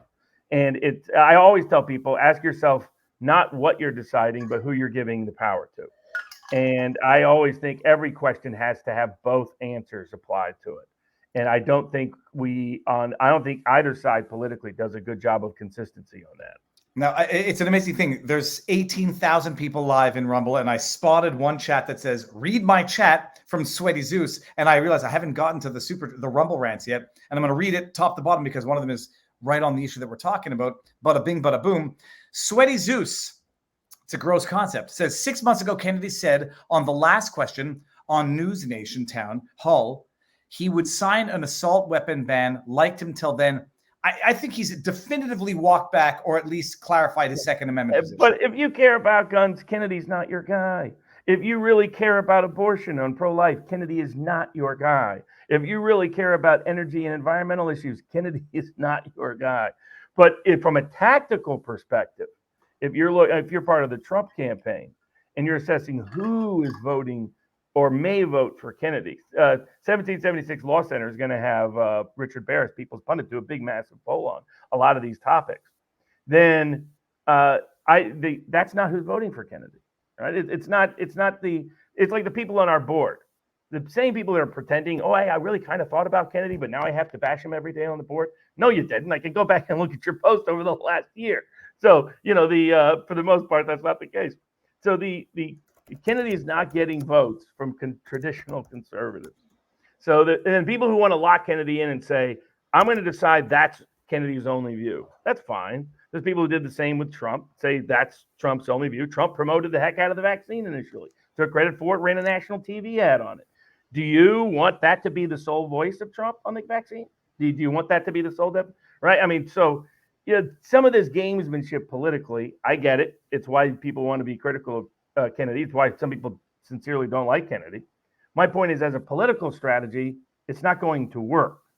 In fact, it's going to likely backfire in many cases. Most of Kennedy's voters, and this is something that many of my conservative friends have never recognized in general, on the issue of abortion, the majority position is the same one it was on the board, which was late-term abortions banned, early-term abortions should be allowed. That's even on our board. That is a 50-50 position, even on our own board.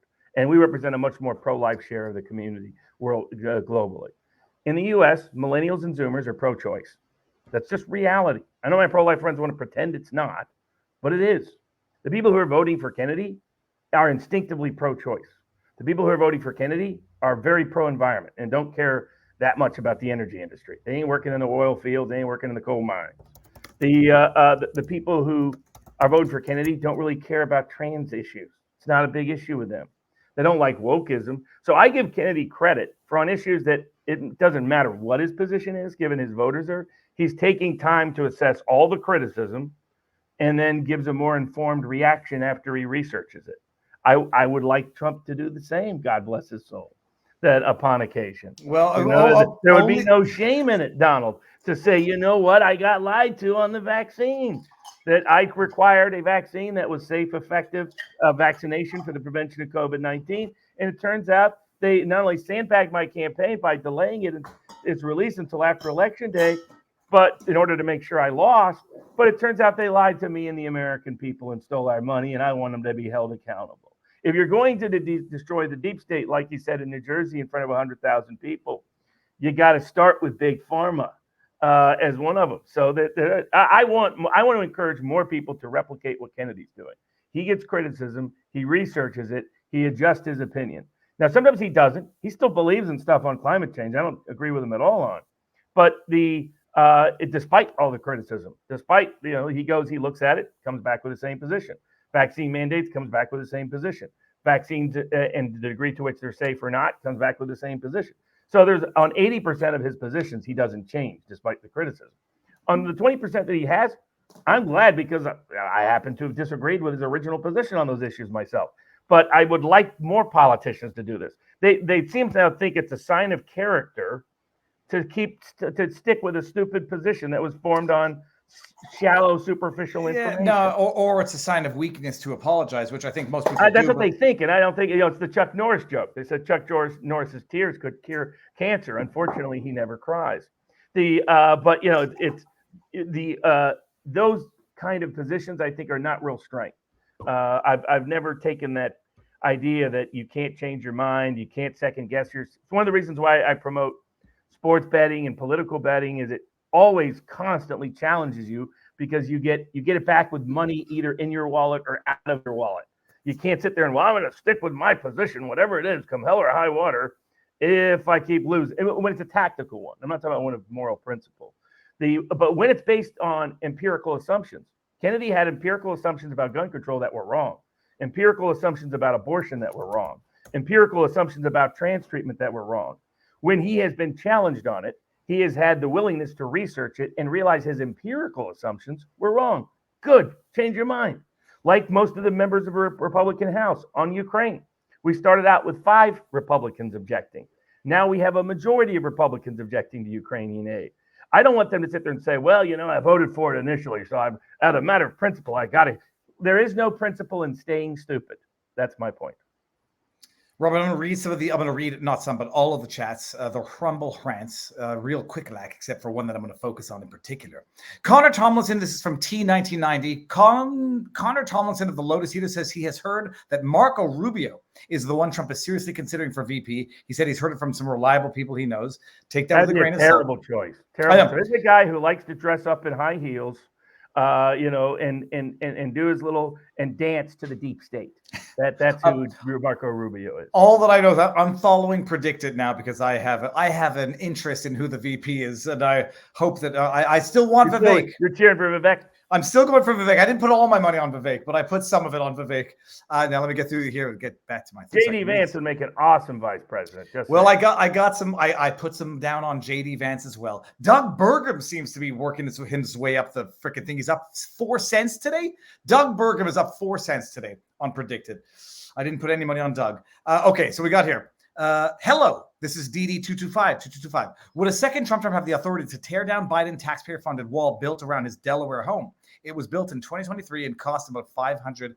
Probably not. Panther AI or Panther Al. In Missouri, the auditor investigating the AG's office says there are issues and that Kim Gardner has gone missing and they can't find her to ask her questions. Is something hinky going? Dude, something hinky was going on with Kim Gardner a long time ago. I'm going to go check, see if there's any follow-ups on there. Be job secure. Illegals can already vote and get IDs in California. The California DMV, the District of Motor Vehicles, automatically register them to vote at the counter to get their IDs. Unbelievable. King of Biltong. I got another bag in the fridge that I got to eat. King of Biltong. Good afternoon from Anton's Meat and Eat. Free shipping on your Biltong using code VIVA on www.biltongusa.com and www.antonusa.com. Biltong is perfect for your carnivore, keto, or high-protein diet. It's a company I like so much. Anton, I might have to call you up and ask what it would take to get involved in the company. LT Siver says, FYI, Viva, you're on the computer mic, not your stand mic. We can hear you while you type. I am going to be so freaking irritated. Oh, yeah, that's true. I was wondering why that was like, why can't I hear Viva type? Maybe it's because of these headphones or something. But because I'm the biggest effing idiot on the face of the planet. Here, Hey, Dave. there could Hey, have been who's the fuck? there- Oh my God! What the? This has been useless the entire night. well, hey, there could have been other things, worse things to have been doing. God grant me the serenity to accept the things I cannot change, courage to change the things I can, and the wisdom to know the difference. I cannot change that I've been on the wrong mic the entire time. Holy hell! This is what I get for. I read the chat late. Oh, Robert. Okay, I'm angry, but doesn't matter. There's nothing. I'll fix the audio in post for the podcast. Thank you, by the way, Lieutenant Siver. Lucy the dog says the judge kept shutting down Trump's attorney when she objected over and over again. Karentov says, "Will Robert?" Yeah, the judge is hopelessly biased and playing every game known to the book. So, but use it as an opportunity if you're a young lawyer out there to see that and say, okay, how would I handle this? How would I do that? How would I get around this? That the way I learned a lot of the tricks of the trade in dealing with these partisan and corrupt judges in cases was studying transcripts of past cases. And so you learn, that's how they did it. Oh, that's what they did. Okay, how do you circumvent this? How do you get around that? You got a corrupt judge trying to fix a trial. But when you're losing commentators at CNN and MSNBC, that tells you how bad of a trial that has turned out to be for the prosecutor. As Trump called him yesterday, Fat Albert ain't getting nowhere. To all of the haters and the Viva trolls out there, you can snip and clip this part with beautiful audio. Can you hear me, Robert? Yes, indeed. Yes, now it's back to the professional. I am an idiot. There we go. Damn it. Okay. Oh, all right, Robert, where are we at on our list of topics? So we, briefly on the Florida case concerning Trump. So this is what I have not been following it enough, and it drives me a little nuts because some serious stuff is going on. Julie Kelly is covering it thoroughly. Gouveia is covering, he does a segment on it, but God, I got to get Julie Kelly back on.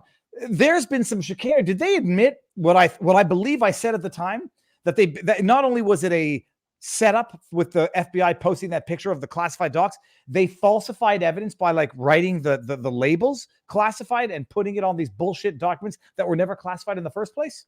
Not only that, as we suspected and talked about from the get-go, more evidence is coming out in the unsealed filings that there was a coordinated effort to basically violate all of Trump's rights. Attorney-client privilege was routinely being misused and invaded and then used to justify more violations of attorney-client privilege. There were some of his attorneys were offering to secretly work against him undercover, according to the things that have been published so far. So and then you had you had lies to everybody, mislocated documents, lies to magistrates to get search warrants, lies to breach attorney-client privilege, lies to get information that led to more lies that led to more lies. So basically the entire case is one big example of government misconduct. And it's only a matter of time, in my view, before the Florida federal court has the guts to dismiss the case with prejudice. There was a lot of other constitutional reasons she could, but I think she's going to choose government misconduct as the grounds ultimately. Can we have a sua sponte decision to indict or investigate Jack Smith? All a judge can do is make a referral to the same Biden Justice Department. So the short answer is no. Okay, and I got to get Julie Kelly back on whenever she can, because it's so thorough, it's so corrupted, it's so not complicated but detailed that MSM's never going to cover it, even if they could understand it. But they're freaking. It's an outright Russian, North Korean level framing of your political adversary. Nothing shy of that, Robert. Agreed. Okay, that's out of Florida. What else? So we have some vaccine cases. We got the big diversity, equity, inclusion lawsuit. A couple of big cases from the Supreme Court, and we got the illegal immigrants suing the state of Iowa and student speech issues in the courtrooms, both on fee mandates and on the anti-Israeli protests. Now, because we have to end at a reasonable hour tonight because it's Mother's Day, let's do. Okay, so first of all, actually, if I may ask, because you're going to go back to Pennsylvania, the Pennsylvania Ethan Wentworth and Rusty Hare, are they still in jail or did they get out? They're supposed to be getting out, but not thanks to the courts. The Pennsylvania Supreme Court explained their delay this week. They said they needed an original signature. Okay, but I was like, you've got to be kidding me, right? You've been holding up this case because you don't want a digital signature. You want my original signature. That's your big issue. That's the mindset of court clerks. Not, oh, someone's illegally imprisoned, let's take immediate action. No. Oh, this paperwork, we really need a footnote here and this citation here and this thing here. It shows you how out of touch they are. No, it shows you that they're Hitler's willing executioners. They will gleefully keep people in unlawful detention because of a technicality. This is the administrative state and how it takes over good common sense and turns people into animals. We're going to have to, I guess, sue the judge. Ultimately, if Pennsylvania Supreme Court doesn't fix it, we're probably going to have to go to federal court and sue under civil rights grounds, or another state court that might at least enforce the law in Pennsylvania. And because this was unconstitutional behavior, he did not have personal jurisdiction. In my view, he didn't really have subject matter jurisdiction. So there'll be a somewhat. The hard part is this: you're always begging other judges to enforce the law against other judges, and judges don't like to enforce the law against themselves. Well, that's the hurdle. We're going to find out: can the judicial branch do the right thing at some point, or not? And then we're going to be objecting on a lot of other grounds. They're trying to re-subpoena them, trying to shut down their business still trying to misapply the veterinary medical board laws.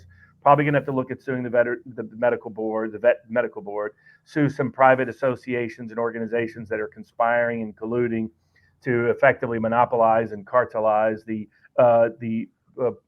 agricultural economy there in Pennsylvania, misusing the access to the Attorney General's office, the State Department, and other agencies to do it. And so, and then there's other cases like that keep popping up. So they're just waging complete war on the Amish because they're outside the big pharma, big food, big tech, dystopian control grid of Bill Gates's invention and the like.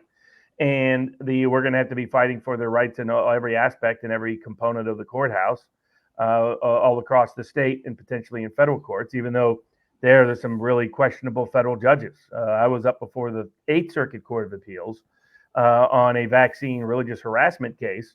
And it was a reminder of what has been happening in 2 different federal district courts in Pennsylvania, where they are if you file a suit on religious discrimination grounds, they are subjecting you to a judicially authorized corporate inquisition of your religious beliefs, and requiring that you disclose all of your personal medical records, all of your private counseling records, all of your sexual history, all of your political affiliations and associations, every political statement you've ever made to anyone, anywhere, any place, anytime. Turn over your entire social media accounts, turn over all of your cell phones for them to ransack and rummage through so that they can claim that somehow you don't have a sincere religious belief when they all know you have a sincere religious belief because you risked your job for it. And it's happening by corrupt partisan courts that are allowing corporations like 3M. Again, they left off the full name. It's 3MFers is the real name of 3M. Very corrupt company, constantly caught doing corrupt and illegal things. And what they did is they engaged in a harassment campaign of people who had a religious objection to the vaccine, and the biggest mass coercion campaign in vaccine history in the United States of America, the COVID-19 vaccine. Those that had sincere, conscientious religious objections to it are now being subject to individual personal harassment, or their lawsuit will get dismissed unless they subject themselves to this inquisition, which is the courts themselves violating the constitutional rights of individuals. Whenever courts order discovery, it's no longer private discovery. Now it's a government action, a state actor. The court is a state. This is how defamation law, private between 2 parties, gets elevated to a First Amendment issue when it gets to the courtroom. Same is true of discovery. You have First Amendment rights that can't be violated by the nature of that discovery.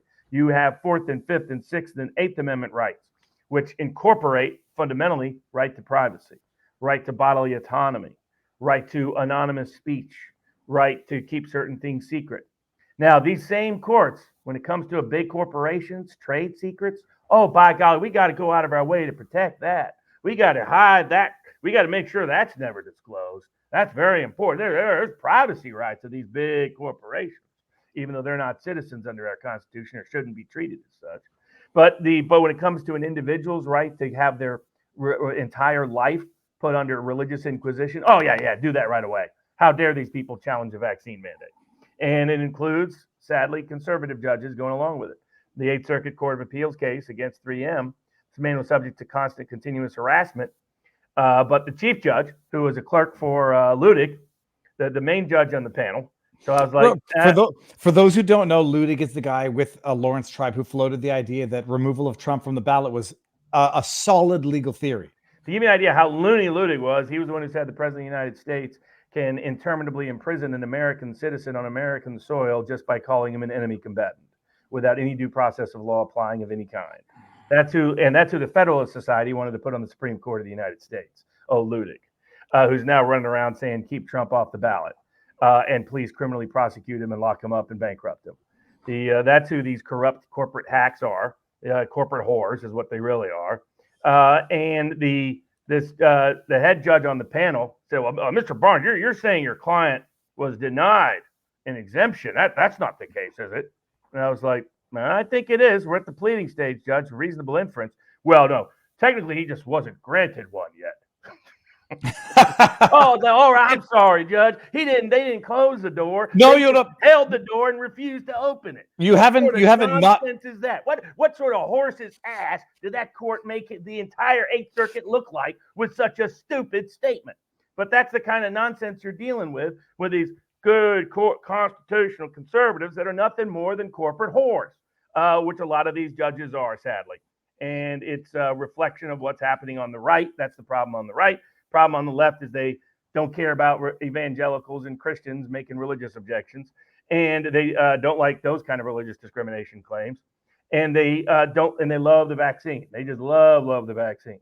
They Brokeback Mountain love that vaccine, and so consequently, they don't like people bringing cases, and they're misusing and abusing their judicial power against honest, ordinary people trying to contest it. So but that's not going to stop them or stop us from contesting it.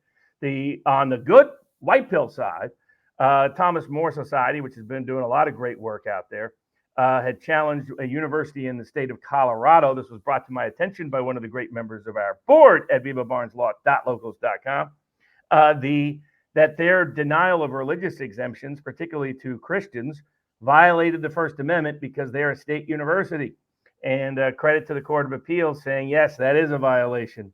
So it's really, we are in this difficult battle, still finding some positive headway and important precedent that will protect people in future generations. In my interview with Chris Martinson last week, he said, people have turned to God, not because God has revealed himself, but because evil has revealed itself. And it's reminiscent. Robert, I want to actually just read one chat. I'm not going to bring it up. I'm just going to read it. Michael NY777 says, Julie Kelly is a hero, and I'd love to see her get more credit. She is a warrior on this case. She is indeed. Yeah. 1,000%. Yeah, we covered her very early on, and I think I was one of her very first public promoters. I mean, it's just amazing, like in the weeds, in the thick of it. And yes, doesn't get the credit that she deserves. I'm going to bring this up here. There's a funny joke into that I'm going to get to in a second. You missed my last comment. Someone else rant while fixing your mic. Karen Tough. Damn it. I have not been looking at the chat. Not Leia Viva. Voicho text sucks major balls. Voichetto. Okay. Just got into the chat. Leah. Oh, okay. I get it now. Did you hear the Tucker Carlson interview with Justin Trudeau's half-brother? It was super crazy how much he resembled you, and he's totally based. Hold on. I've had... You interviewed him, right? But yeah, Robert, let me bring this up. It's going to blow your freaking minds. I look at him, and I say, holy crap, we look the same. This is, by the way, I didn't splice this together. This is the interview. Other grandfather. Look at this. We're the same people, except he's 6 inches taller than me, and he may even be more than that. Yeah, well, And his father, unlike Trudeau, is not Fidel Castro. It's so amazing. Kyle Kemper is a great guy. He's working on the RFK campaign, and I might be out on the Gulf Coast, the West Coast, at some point in the near future. Kyle's a great guy. I haven't watched the interview yet. I'm going to, but yeah, I can see the resemblance because when he was on the screen behind the stage before we went live, I'm like, are we the same person? Do we have the same father? Dad. Mortimer, what have you been doing? Okay, Robert. Oh, we got a big lawsuit this week filed with America First Legal of Stephen Miller's group against Red Hat and IBM. Oh, you're involved in this case. That is my case. That is sorry. I brought America First in. So Yeah, but I heard First. you're tangentially related to this case. No, we've been talking about this for a while. The first time you said Red Hat on this channel, I thought you meant commies. And then I made the joke, and he's like, "Yeah, well, it's fitting because they're behaving like commies." This is another case of like just woke DEI employment and or continued employment policies, where they are saying we got to hire quotas. We're not implementing disciplinary measures or whatever on people of black people, whatever, people of color, and we're going to fire the white dude who complains about this. So who's your client and what's he doing and what's the status of the file? So we just filed suit in federal district court in Idaho against Red Hat, a subsidiary of IBM. This is who was exposed earlier this year by James O'Keefe. I've been on this case for about a year. We tried to reach a amicable resolution with Red Hat. They were not amicable in achieving such a resolution, so no resolution was reached. My client, good, hardworking guy, about a decade or so, all the way back to Singapore to Idaho, doing fantastic work. Literally not a single negative review in his entire career. Just laudatory, positive reviews all the way through. Fantastic. On the rise in a meritocratic company to being one of the chief executives of that company. But the company decided in 2020, 2021, they were going to go woke. And they were going to start hiring people based on race and gender and religion. They were going to start discriminating against people based on race and gender and religion, and against their whistleblowing activities. If anybody voiced dissent, they started doing these mandatory workshops about how you're going to learn to be woke.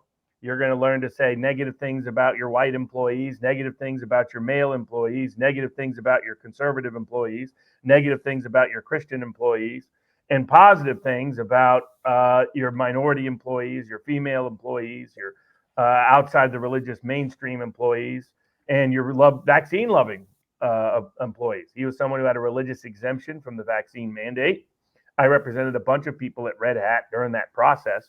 And Red Hat at that point capitulated and granted a religious exemption because originally they were trying to not do so, even though many of these employees were remote workers. So it made absolutely no sense to be imposing this vaccine mandate. But it was part and parcel of their woke revolution at Red Hat as soon as they became a subsidiary of International Business Machines, IBM. And so we filed suit in discrimination under Title VII of the Federal Civil Rights Act, as well as analogous state law provisions. And to add insult to injury, during this process, they're firing him and wrongfully terminating him. He had previously requested family and medical leave for a high-risk pregnancy for his wife. They originally granted it. Then when they decided they wanted to, he was someone who spoke out against racial discrimination, spoke out against religious discrimination, spoke out against gender discrimination, spoke out against illicit vaccine mandates. Because he did, he was on the ultimate target list. He checked all the wrong boxes. White, wrong box. Male, wrong box. Christian, wrong box. Outspoken on issues related to our discriminatory behaviors, wrong box. And on that basis, they fired him. And they fired at the same time 20 of his colleagues by miraculous coincidence. Basically, every single one of them, all but one, is a white, male, conservative, religious conservative at some level. And so they were trying to purge the company of their so-called heretics. But in doing so, violated federal law. They violated the Medical Leave Act. They took away his medical leave and took away his health insurance to make sure his wife could have a safe pregnancy. And that's how vindictive and punitive and nasty Red Hat and IBM were. So we filed suit on retaliation grounds, racial and gender discrimination grounds, Family Medical Leave Act discrimination grounds, state and federal law claims brought as appropriate in federal district court. Pleased to be co-counsel with Stephen Miller's America First Legal. And we'll be marching forward in that suit that a lot of people are paying attention to, because the goal is to stop racial and gender and religious discrimination in the corporate workplace. It's going to happen sooner than later because it's over the top and it's in your face. And at some point, Robert, we had on, Jeremy Carl. At some point, it's not. Oh, yeah, I had him on just last Wednesday. Yeah. And he told everybody, Barnes has been a crazy populist since he was behind to a grasshopper. At some point, it will be just as good to say black pride, brown pride, Jew pride, Asian pride, white pride. I know it's got a terrible connotation to it. At some point, he's going to say it's okay to be white, and it's not going to be a controversial statement. And these are anti-American. That's what these people are, and that's what Jeremy's doing a great job of communicating with. Fundamentally, these people just don't like America. They want to change America. They want to make America different. They want to make America not America. And that's what we want to make America again, where you're judged based on being an American. You're not judged based on race, religion, gender, politics, your belief in medical autonomy. You're speaking out against what's wrong. Those are things supposed to be protected in America when you blow the whistle, not punished in America. And yet Red Hat and IBM are punishing it. Robert, do we take this party over to vivabarneslaw.locals.com right now? Sure. We got a couple of Supreme Court cases, a big civil forfeiture case, a copyright case. We got illegal immigrants suing the state of Iowa over enforcing immigration law, and a few brief cases concerning the right of speech on student campuses, the right not to pay mandatory fees to organizations whose politics are against you, and whether some of the folks on the right are getting a little woke when it comes to anti-Israeli protest on campus. Let me bring up one because I want to highlight this, vivabarneslaw.locals.com. But I do want to highlight this one because it's an interesting thing. Hold on, how do I share this? This is one of the tips. Okay, we got Marble Hess. Oh, I'll do the top one there. Jonathan G 94. This is it. Trump wholeheartedly supported this disastrous campaign in Gaza is more evidence of Susan Wiles' negative influence, or at the very least, it bled over from other areas. It is possible to get Douglas McGregor and Tucker Carlson involved in the Trump campaign. But this is the one for my own self-interested and egotistical purposes. I want to bring it up. Met Viva, Marble Hayes, met Viva at the Rumble event this weekend. FYI, everyone, he was just as honest and genuine in person. Traits sorely underappreciated today. Keep doing your best, Viva. First of all, I know who I think I am. And my biggest fear is that someone's going to catch me on a day when I'm having a bad day, because we have bad days. Kids drive you effing crazy. I cleaned up dog shit, piss, and barfed. Like all three. The only one I'm missing is like sperm. We all have bad days. My concern is note to self: more reason not to have an animal. Robert, I literally poo, pee, blood, and barf today from these dogs. Why? Who the hell knows? It was like dried up in the corner. My concern is getting caught on a day where I'm irritated or whatever, and then someone says, "I meant Viva." It's not like you're going to go completely Christy Gnome on the poor dog. Dude, if I would have done that 7 years ago. 7 years I've had that freaking dog. But so I met so many people, and like I met someone in the airport, and it was a father and mother with a kid who was like, and they come up and was like, "Are you David?" I was like, "I'm eating breakfast." Like, yeah. And then I look, I would feel terrible if I was not the same person, because it would mean I'm not the same person. I am neurotic, self-conscious, and other than that, I will admit when I'm wrong. So thank you for that comment, because I love it. It makes me feel good. But apparently taller than Chris Pavlovsky and Don Jr. No, are you crazy? I saw the photo. I saw photographic proof. The only person that I'm taller than in real life, Tamara Leach. I'm taller than Tamara. The event was fantastic. We might have to turn it into a North American tour, because I think it would have massive appeal. So we'll see. See the meme? Have you seen the meme? Somebody's got a combined meme. Hold on. In the comments or tip section? Hold on. In the comment section. Not tip. Hold on. Now I'm going to she just pooped on me. Is this? Yeah. Hold on. Bring it in, people. I made it into a meme. Now that's a crazy man right there. Look at this. Who would listen to this? I need to grow the beard back. I'm growing the beard back. All right. So what we're going to do right now, we're going to go over to vivabarneslaw.locals.com. Please come. Everything will be published tomorrow to the dirty commie tube, YouTube. And then we're gonna get all of the chats there. Hold on. Where am I looking to post this? Right here. Hold on.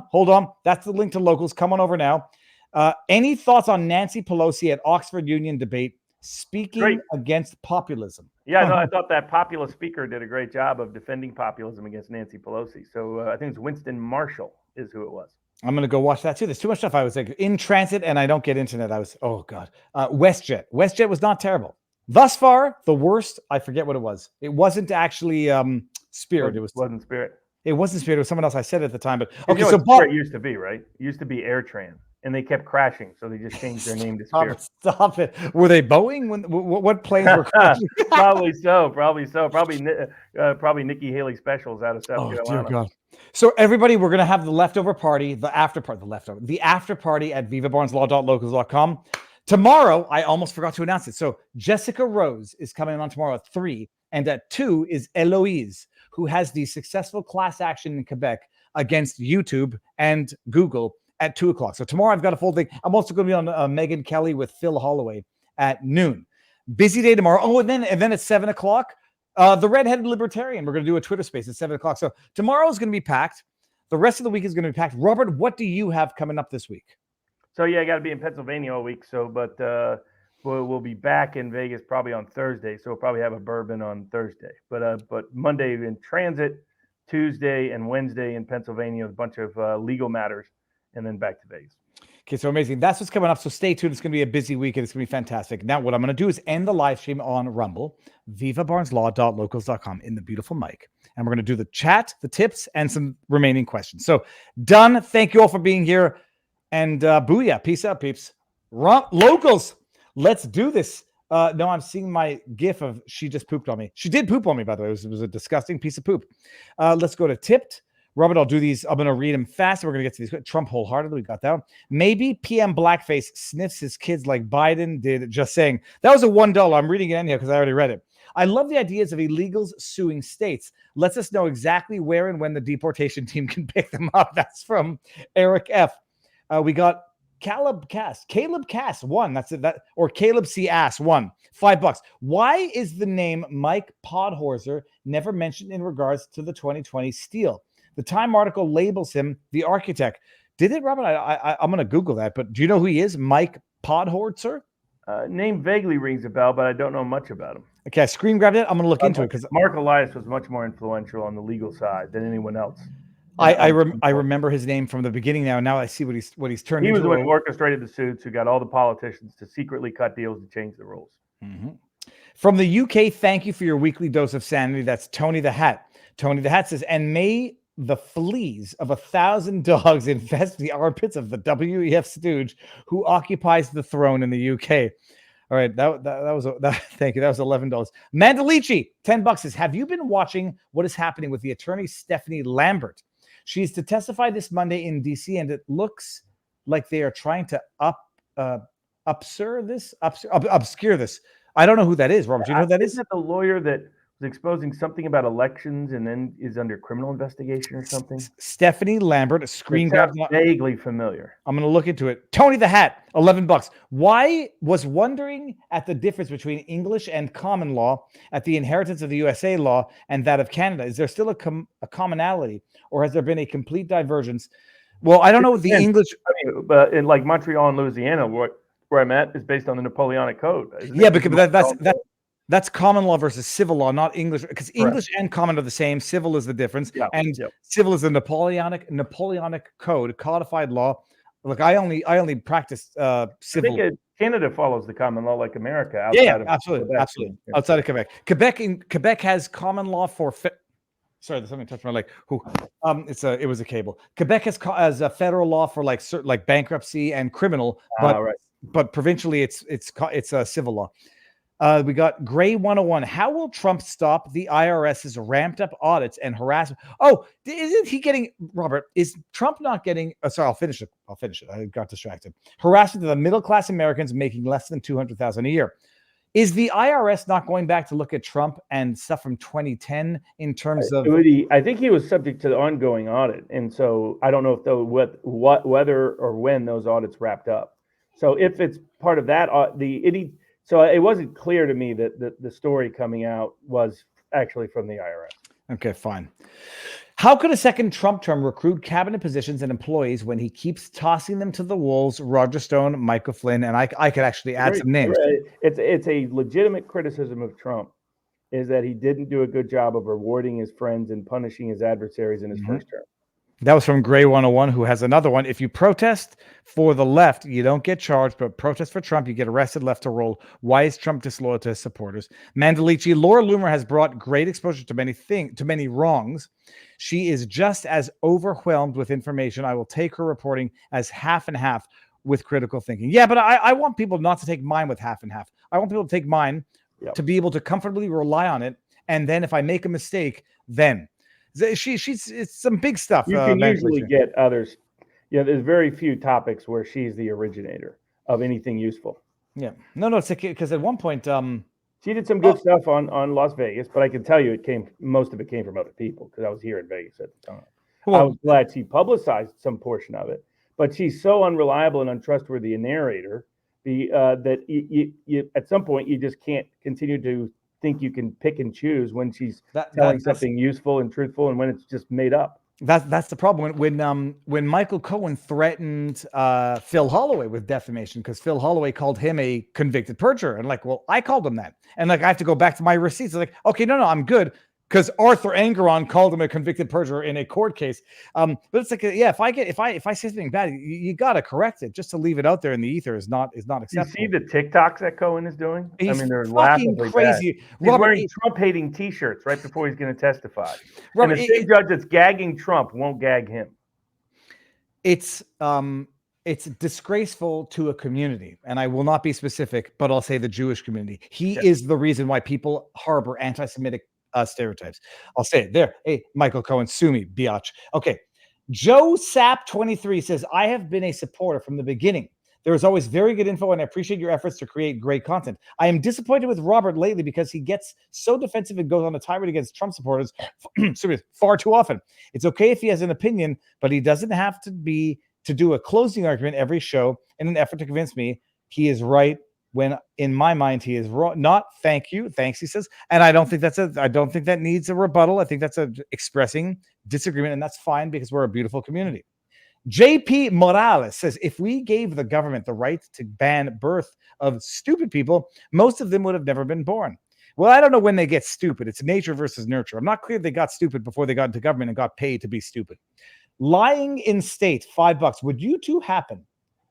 Hold on. Would you two be open to having either a political debater, Rob Noor, or cultural political debater, Andrew Wilson? For sure. I'm going to screen grab it. I'm going to get him. The other one was made by Jim. Debates are stupid. It's a stupid term. I'll have a discussion, and I'll ask questions, and I'll let them talk when they want to talk. Cliff Norman, $5. Winston Marshall spanked Pelosi. I hope that means metaphorically. And the other elites in support of populism at the Oxford. What are your thoughts? Well, I'm going to go watch it now because I didn't see it yet. We got a kid. Come on in. We're good. Bring it in. Mandalici. We're still live. What are you wearing? You gave her the present. I heard the garage door open. No, I should ban it. Okay. Mandalici says Robert Kennedy was a Democrat and if elected will fill his challenge with the government with the Democrats, but no. Oh, yeah. I cracked his back. He has no prior cabinet experience. Thank you. Okay. We got Junk. Oh, I'm sorry. You don't see what I'm looking at. I thought you were seeing this. Junkman 611, $5 says, is there any way Barnes can elaborate more on Paul Danza? The lawyer that Paul Dance worked for the Office of Personnel and Management. He's the one who brought me into the Trump election contest. He's the real deal. So if the RNC would hire Paul Dance, that would be a great hire. As he told me when we first met in Atlanta, he goes, Barnes, I was MAGA before MAGA existed. So he's old school, very smart. He's kept a low key under the radar, but he's one of the very, very best people in the entire Trump world. We got Dr. W.M. Blair, $10. Carl and Amy Nelson versus DOJ and Amazon Web Services. Will they ever get any justice? I don't know what that is, actually. Somebody mentioned in the chat that we got to look up. There was somebody who supposedly was sentenced for 16 years, I think in Iowa or someplace, for a rainbow flag, burning a rainbow flag. All right. Well, that sounds insane. So, yeah, we will definitely look that up. Alien Baby, $5 says the Northern Lights are amazing tonight. Here's a picture from an iPhone with 3-day exposure and both the infrared and ultraviolet spectrum. Okay, there's a rainbow unicorn walking through a forest. It's beautiful. Oh, that's cool. Mrs. LaRue says, happy Mother's Day to Marion. Viva Fry, thank you. We got Junkman 611. Is there any way Barnes can elaborate? Oh, we got it. Okay, good. Robert, hey, Ethan, did you get anything for your mom for Mother's Day? Hold on a second. Say it again. Ethan, did you get anything for your mom for Mother's Day? Yeah. What do we get her? Speaker. We got her a JBL Bean speaker, like one of those things we're going to go, because she exercises and she needs to have good music. Perfect. That's nice. That's very thoughtful. That's good. Well, and it was selfish because we all wanted one. So okay, get out of here. Go. Oh, he's showing This is the wash we got. Okay, take it. Get out of here. Robert, what do we have left for? Sure. So a couple of cases from the Supreme Court. One was on copyrights, which is the issue was if the discovery rule allows you to file suit when you discover you had a right to sue rather than within the original time frame that the bad act took place. The Supreme Court affirmed that, and they said once you sue, your damages are not limited to the time frame in which you discovered it. It's the entire time there was a copyright violation. The Justice Gorsuch dissented because he said he doesn't think that discovery accrual rule should apply unless it's specific to the statute. So not a big issue there, just a little bit of FYI. What was the big case was the forfeiture case. Oh, God. No. Okay. So this is how I know how stupid I was 4 short years ago. Civil forfeiture? Never heard of it. Like I'd never heard of the concept, and I thought it was a crazy person concept. Civil forfeiture, where you get accused of a crime and they can seize the assets that they allege or even don't allege was related to the crime, which could include cash, property, and any other forms of ownership. And they just say, tangentially related to the crime, we get to seize it. And in the case at hand, it was cars that people had lent to their friends when they get arrested for dealing drugs. I don't even know if, let's just say they did do it. In Alabama, like every place else, they love to steal other people's stuff. Well, it depends what kind of car you have. Note to self, I will not be lending my Bronco to anybody because I don't care. It would break my heart. If the car was a crap car, they wouldn't have forfeited it. So they seized the car because it's tangentially related to the alleged drug trafficking scheme. Even though the guy just happened to be caught with it in the car. The car itself was not really an instrumentality of the crime. Well, but it also wasn't the criminal's car. It was the friend's car who they were borrowing it, whatever. So and they seize it, and then they say, well, you had. I don't understand the procedure because you have like a 13-day before first challenge of whatever. I don't understand the procedure, but bottom line, they say there's a procedural framework or time frame within which you could challenge it. You don't need to get independently notified, but if your friend gets arrested and they seize it and they file whatever seizure, civil forfeiture in that case, that's the notice. I know I'm missing something because I don't know the details, but so yeah, in 2 cases they decided to make a limited appeal. So what it was is a lot of people on the left were like, there should be a preliminary hearing so that when your property is seized, because here's the general rule: government cannot seize your property without notice and a hearing.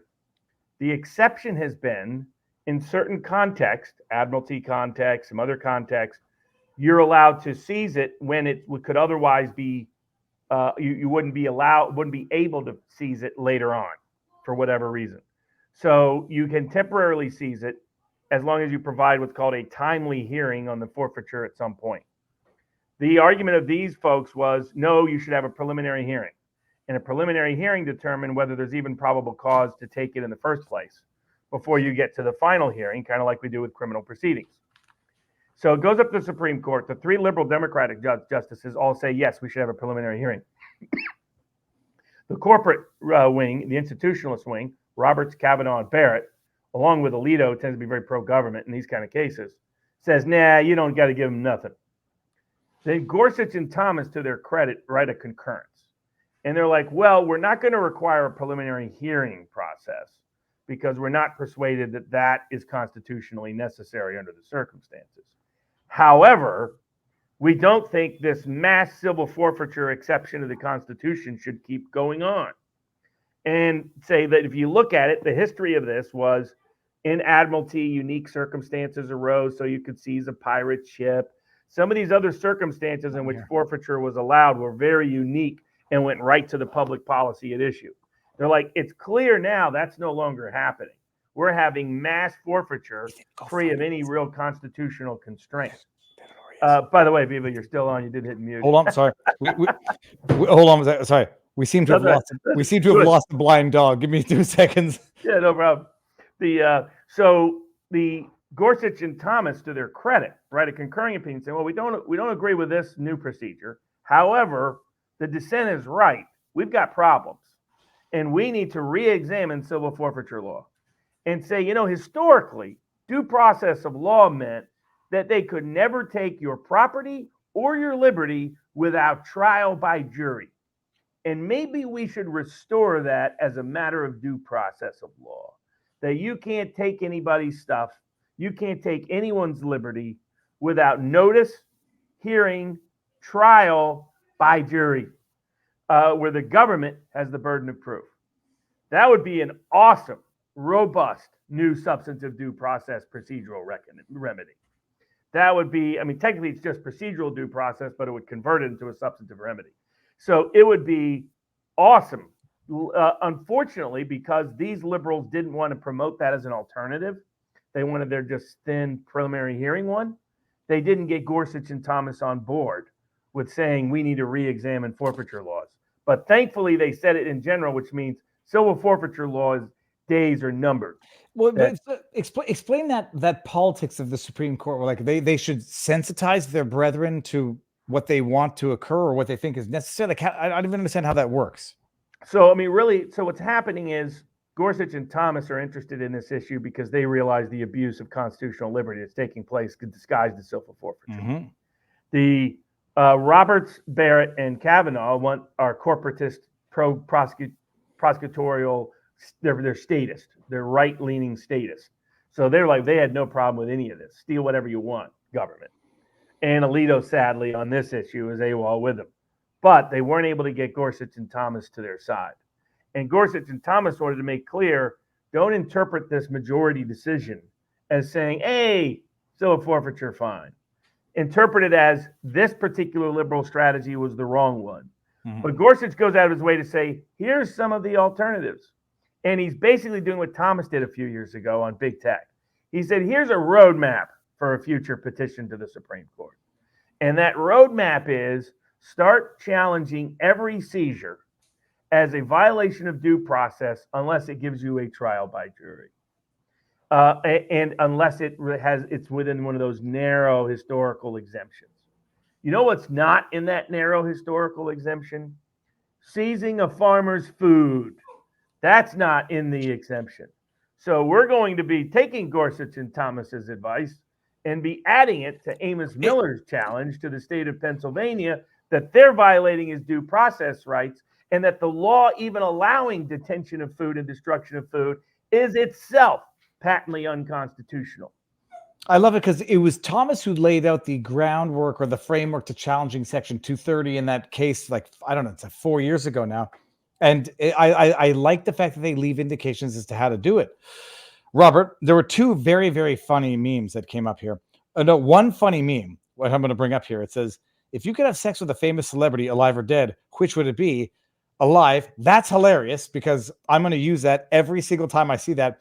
But there was another one. Hold on. Stop screen. It was S. Ren who shared a picture of her French bulldog. And I thought it was a picture of Barney. Still breaks my heart. Look at that beautiful freaking dog. You want to see this dog? He's playing Pong. That dog is beautiful, muscular, and yes, that reminds me of Barney. It still breaks my heart. Okay. Two Robert, other brief cases. do it. In Iowa, illegal immigrants are suing the state because they're saying the states don't have a right to impose any immigration laws of its own or enforce federal immigration law. They'll probably win by the court decision, but there's good grounds, like Jeremy Carl said, for Congress to change that law. But they get into a state and then they say the state has no power to enforce federal immigration laws. It's like, F you, Idaho, or was it Idaho or Iowa? Iowa in this case. Iowa. F you, Iowa. It's a beautiful state. I'm here and we're staying, and let Biden do something. You get to do nothing. Exactly. Okay.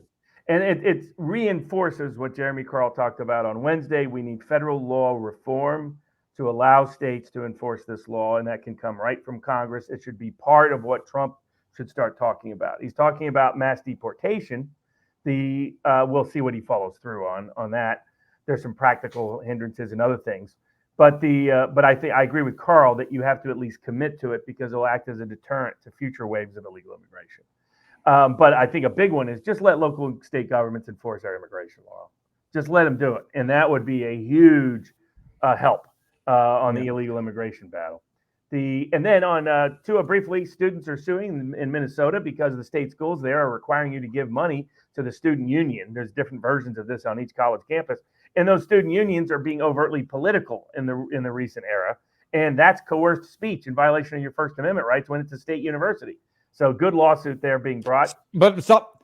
Is that not the same argument for not paying taxes? Like you're coercing my speech. Yeah, there's some people that would agree with you on that. I realize that one they've ignored. I know, because Robert, I've tasted it firsthand. April 15th of last month, I paid my freaking taxes up the wazoo. Yeah, was that the first time you paid U.S. income tax? Yes, and I'm like, how many? You can extend to like October and delay that. Yeah, but you pay interest on that. No, it might have been, but I was like, what percentage of that went to Ukraine? Like non-ironic, what was it? 2%, 5%? Because I could quantify how much is funding a war that I don't think should be funded. To the detriment of the Americans that I don't mind. The words tax protesters first entered the American political lexicon, not for the current people labeled as tax protesters, but for those supporting Noam Chomsky as war tax protesters in the early 1960s on that precise grounds. And it would raise its own interesting set of legal and constitutional issues. The other big issue is there's these attempts around anti-Israeli activism on college campuses to try to impose new speech codes, to try to deport or punish people that merely participated in those protests. And this makes the right should not be getting anywhere near speech codes. Let's deport our political opponent. Let's criminally prosecute our political opponent. Then you can prosecute them for the crime. Well, that's it. Let's violently break up what might otherwise be relatively peaceful protests. The blocking students from accessing, breaking people who do buildings. Illegal things can be punished for those illegal things. If you're blocking access, if you're stalking, if you're harassing, we don't need new laws for that. We don't need a new anti-Semitism hate speech code for that. So trying to get into these borrowing from the left, there's times when you have to borrow from the left to reciprocate on lawfare. Don't borrow from the left on speech codes. Don't borrow from the left at violating our constitutional rights and liberties. I agree. It's like my concern is I don't know what percentage of these protests are actually peaceful, but then being misrepresented as violent or detestful because they show. They're all commies mostly, so I don't trust any of the protesters. No, but a lot of the people complaining keep making stuff up, so I can't trust them either. Well, that's it. If they're protesting on public grounds, like I was at university, they blocked Bibi Netanyahu at Concordia. That was not my university, but protest on the public grounds and whatever. If you're interfering with students getting into classes, harassing, whatever, laws already exist. But this idea of now saying, "Oh shit, I who came out and supported the Ottawa trucker protest, you want me to support shutting down people because they're criticizing Israel or supporting Hamas?" I want to know who they are. So long as they're doing it in a way that doesn't harass, impede. And half of them probably don't even really know. They're just communist protesters. Look, I can tell you one thing: gays for Palestine have no idea. I don't know if it actually exists. It might just be a meme. On the other hand, Israel doing. I mean, we said from the get-go. Trump, by the way, did say in his Time interview, I think, that he was suspicious of Netanyahu in October 7th. That story has got almost no coverage. And Trump himself, because of Israel has decided to stay quiet about that. But that was very interesting to me that he was very skeptical of October 7th. Now, part of that is because he doesn't like Netanyahu, because Netanyahu endorsed Biden so early after November 2020, the election. Trump will never forgive Netanyahu for that. But another part was legitimate skepticism by Trump. And I think he would be better off following through on that than just rubber stamping whatever Netanyahu's latest idea for bombing somebody. Well, and shame on you if you're Jewish and you don't vote for me. Like that's not much better than Biden saying if you don't vote for me, then you ain't black. Like don't shame. Present your arguments and let people decide for themselves. Exactly. And don't be afraid. I thought his criticism in Time was a good one. He goes, "How in the heck did this happen?" And he goes, "I'm not buying, given what I know, that high-ranking people in Israel didn't cause October 7th to come about." Robert, they couldn't track a paraglider, but they can pinpoint a hospital and then know that they're only killing, I'm straw-manning a little bit, but it's ludicrous. And again, I'm not a fan of all the commies that align with Hamas or who are lunatics. They'll learn in due course. But what we said would happen is that the global South, the Arab world, the Muslim world would rally against Israel if their only strategy was to bomb. And we're seeing it in live time. And resorting to speech codes is no better resolution. Patty Weber, $10 says, "I have been seeing the IRS letters going after small businesses, claiming the businesses didn't pay taxes in 2022, and they're responsible for paying thousands of dollars. I refer business owners to contact their tax preparers, CPAs, and every time the tax preparers contact the IRS reps claim that the business sent in the wrong form for the wrong year, whatever, 2022. And then after proof, they move on. The IRS removes the penalties, fees. They're engaging in systemic harassment, and that's going to continue, and it's going to escalate under the Biden administration. Well, hopefully, Robert, this will be the last year of the Biden administration. Ethan, please ask your mom what kind of brand of shampoo he buys for your dad. Someone said, tell Ethan to tell you to cut your hair. Never, people. It's free. You know why I'm never going to cut it? It's the Freedom Fro, and we will never be truly free. I'm not cutting my hair. Are you crazy? This kid's crazy. Sydney. Robert, this has been a banger of an episode. You got a Mama's Day dinner to get to, don't you? Yeah, I gotta go get the card. Go fill out the card. What do you want to say? What is this? So the kid's asking, what is this? I'll show you what this is. Let me see this. This is a picture of James Topp when he's arriving at Ottawa at the Cenotaph after having marched across the country. And I got a signed original from Yves Parisien, who is the photographer. If you follow him on Twitter, Yves Parisien. And I got a limited number, and I was supposed to put it in a frame a long time ago. Keep your greasy hands off this. I'm going to put it right here. I'm going to do it later. Now, also in the back, hold on. Let me go wide here. It says love freedom. My kid Ethan made that, and he said love is freedom. And I was like, no, you know what? Love freedom is better than love is freedom. And now I have it in the back. Love freedom, people. Robert, Godspeed, please, for this week. It's going to be amazing, and keep up. Look at it. Now look at this. He's going back to change it. It's better. It's better than the thermostat. Robert, stick around. We will say our proper goodbyes. I'm going to put this on podcast tomorrow. Full stream on YouTube. VivaBarnesLaw.locals.com. It's been amazing. Robert, white pill, one sentence. Mother's Day, give it to us. This is a quote of Robert Kennedy, but that Melania Trump said something very similar today. So it came from both camps, which was the greatest defender of children when the government wants to cause them harm is often a mother. And, credit to them for the defense of individual rights for children across the country, including mothers like Brooke Jackson, who saved a lot of lives by standing up against Pfizer, no matter what the legal system said or did. I love it. Without skipping a beat, because we didn't rehearse that. It's just amazing, Robert. You're amazing. Stick around. We'll say our proper goodbyes. Everyone out there, VivaBarnesLaw.locals.com. And tomorrow's going to be a big day. So stay tuned. Everyone, peace, people.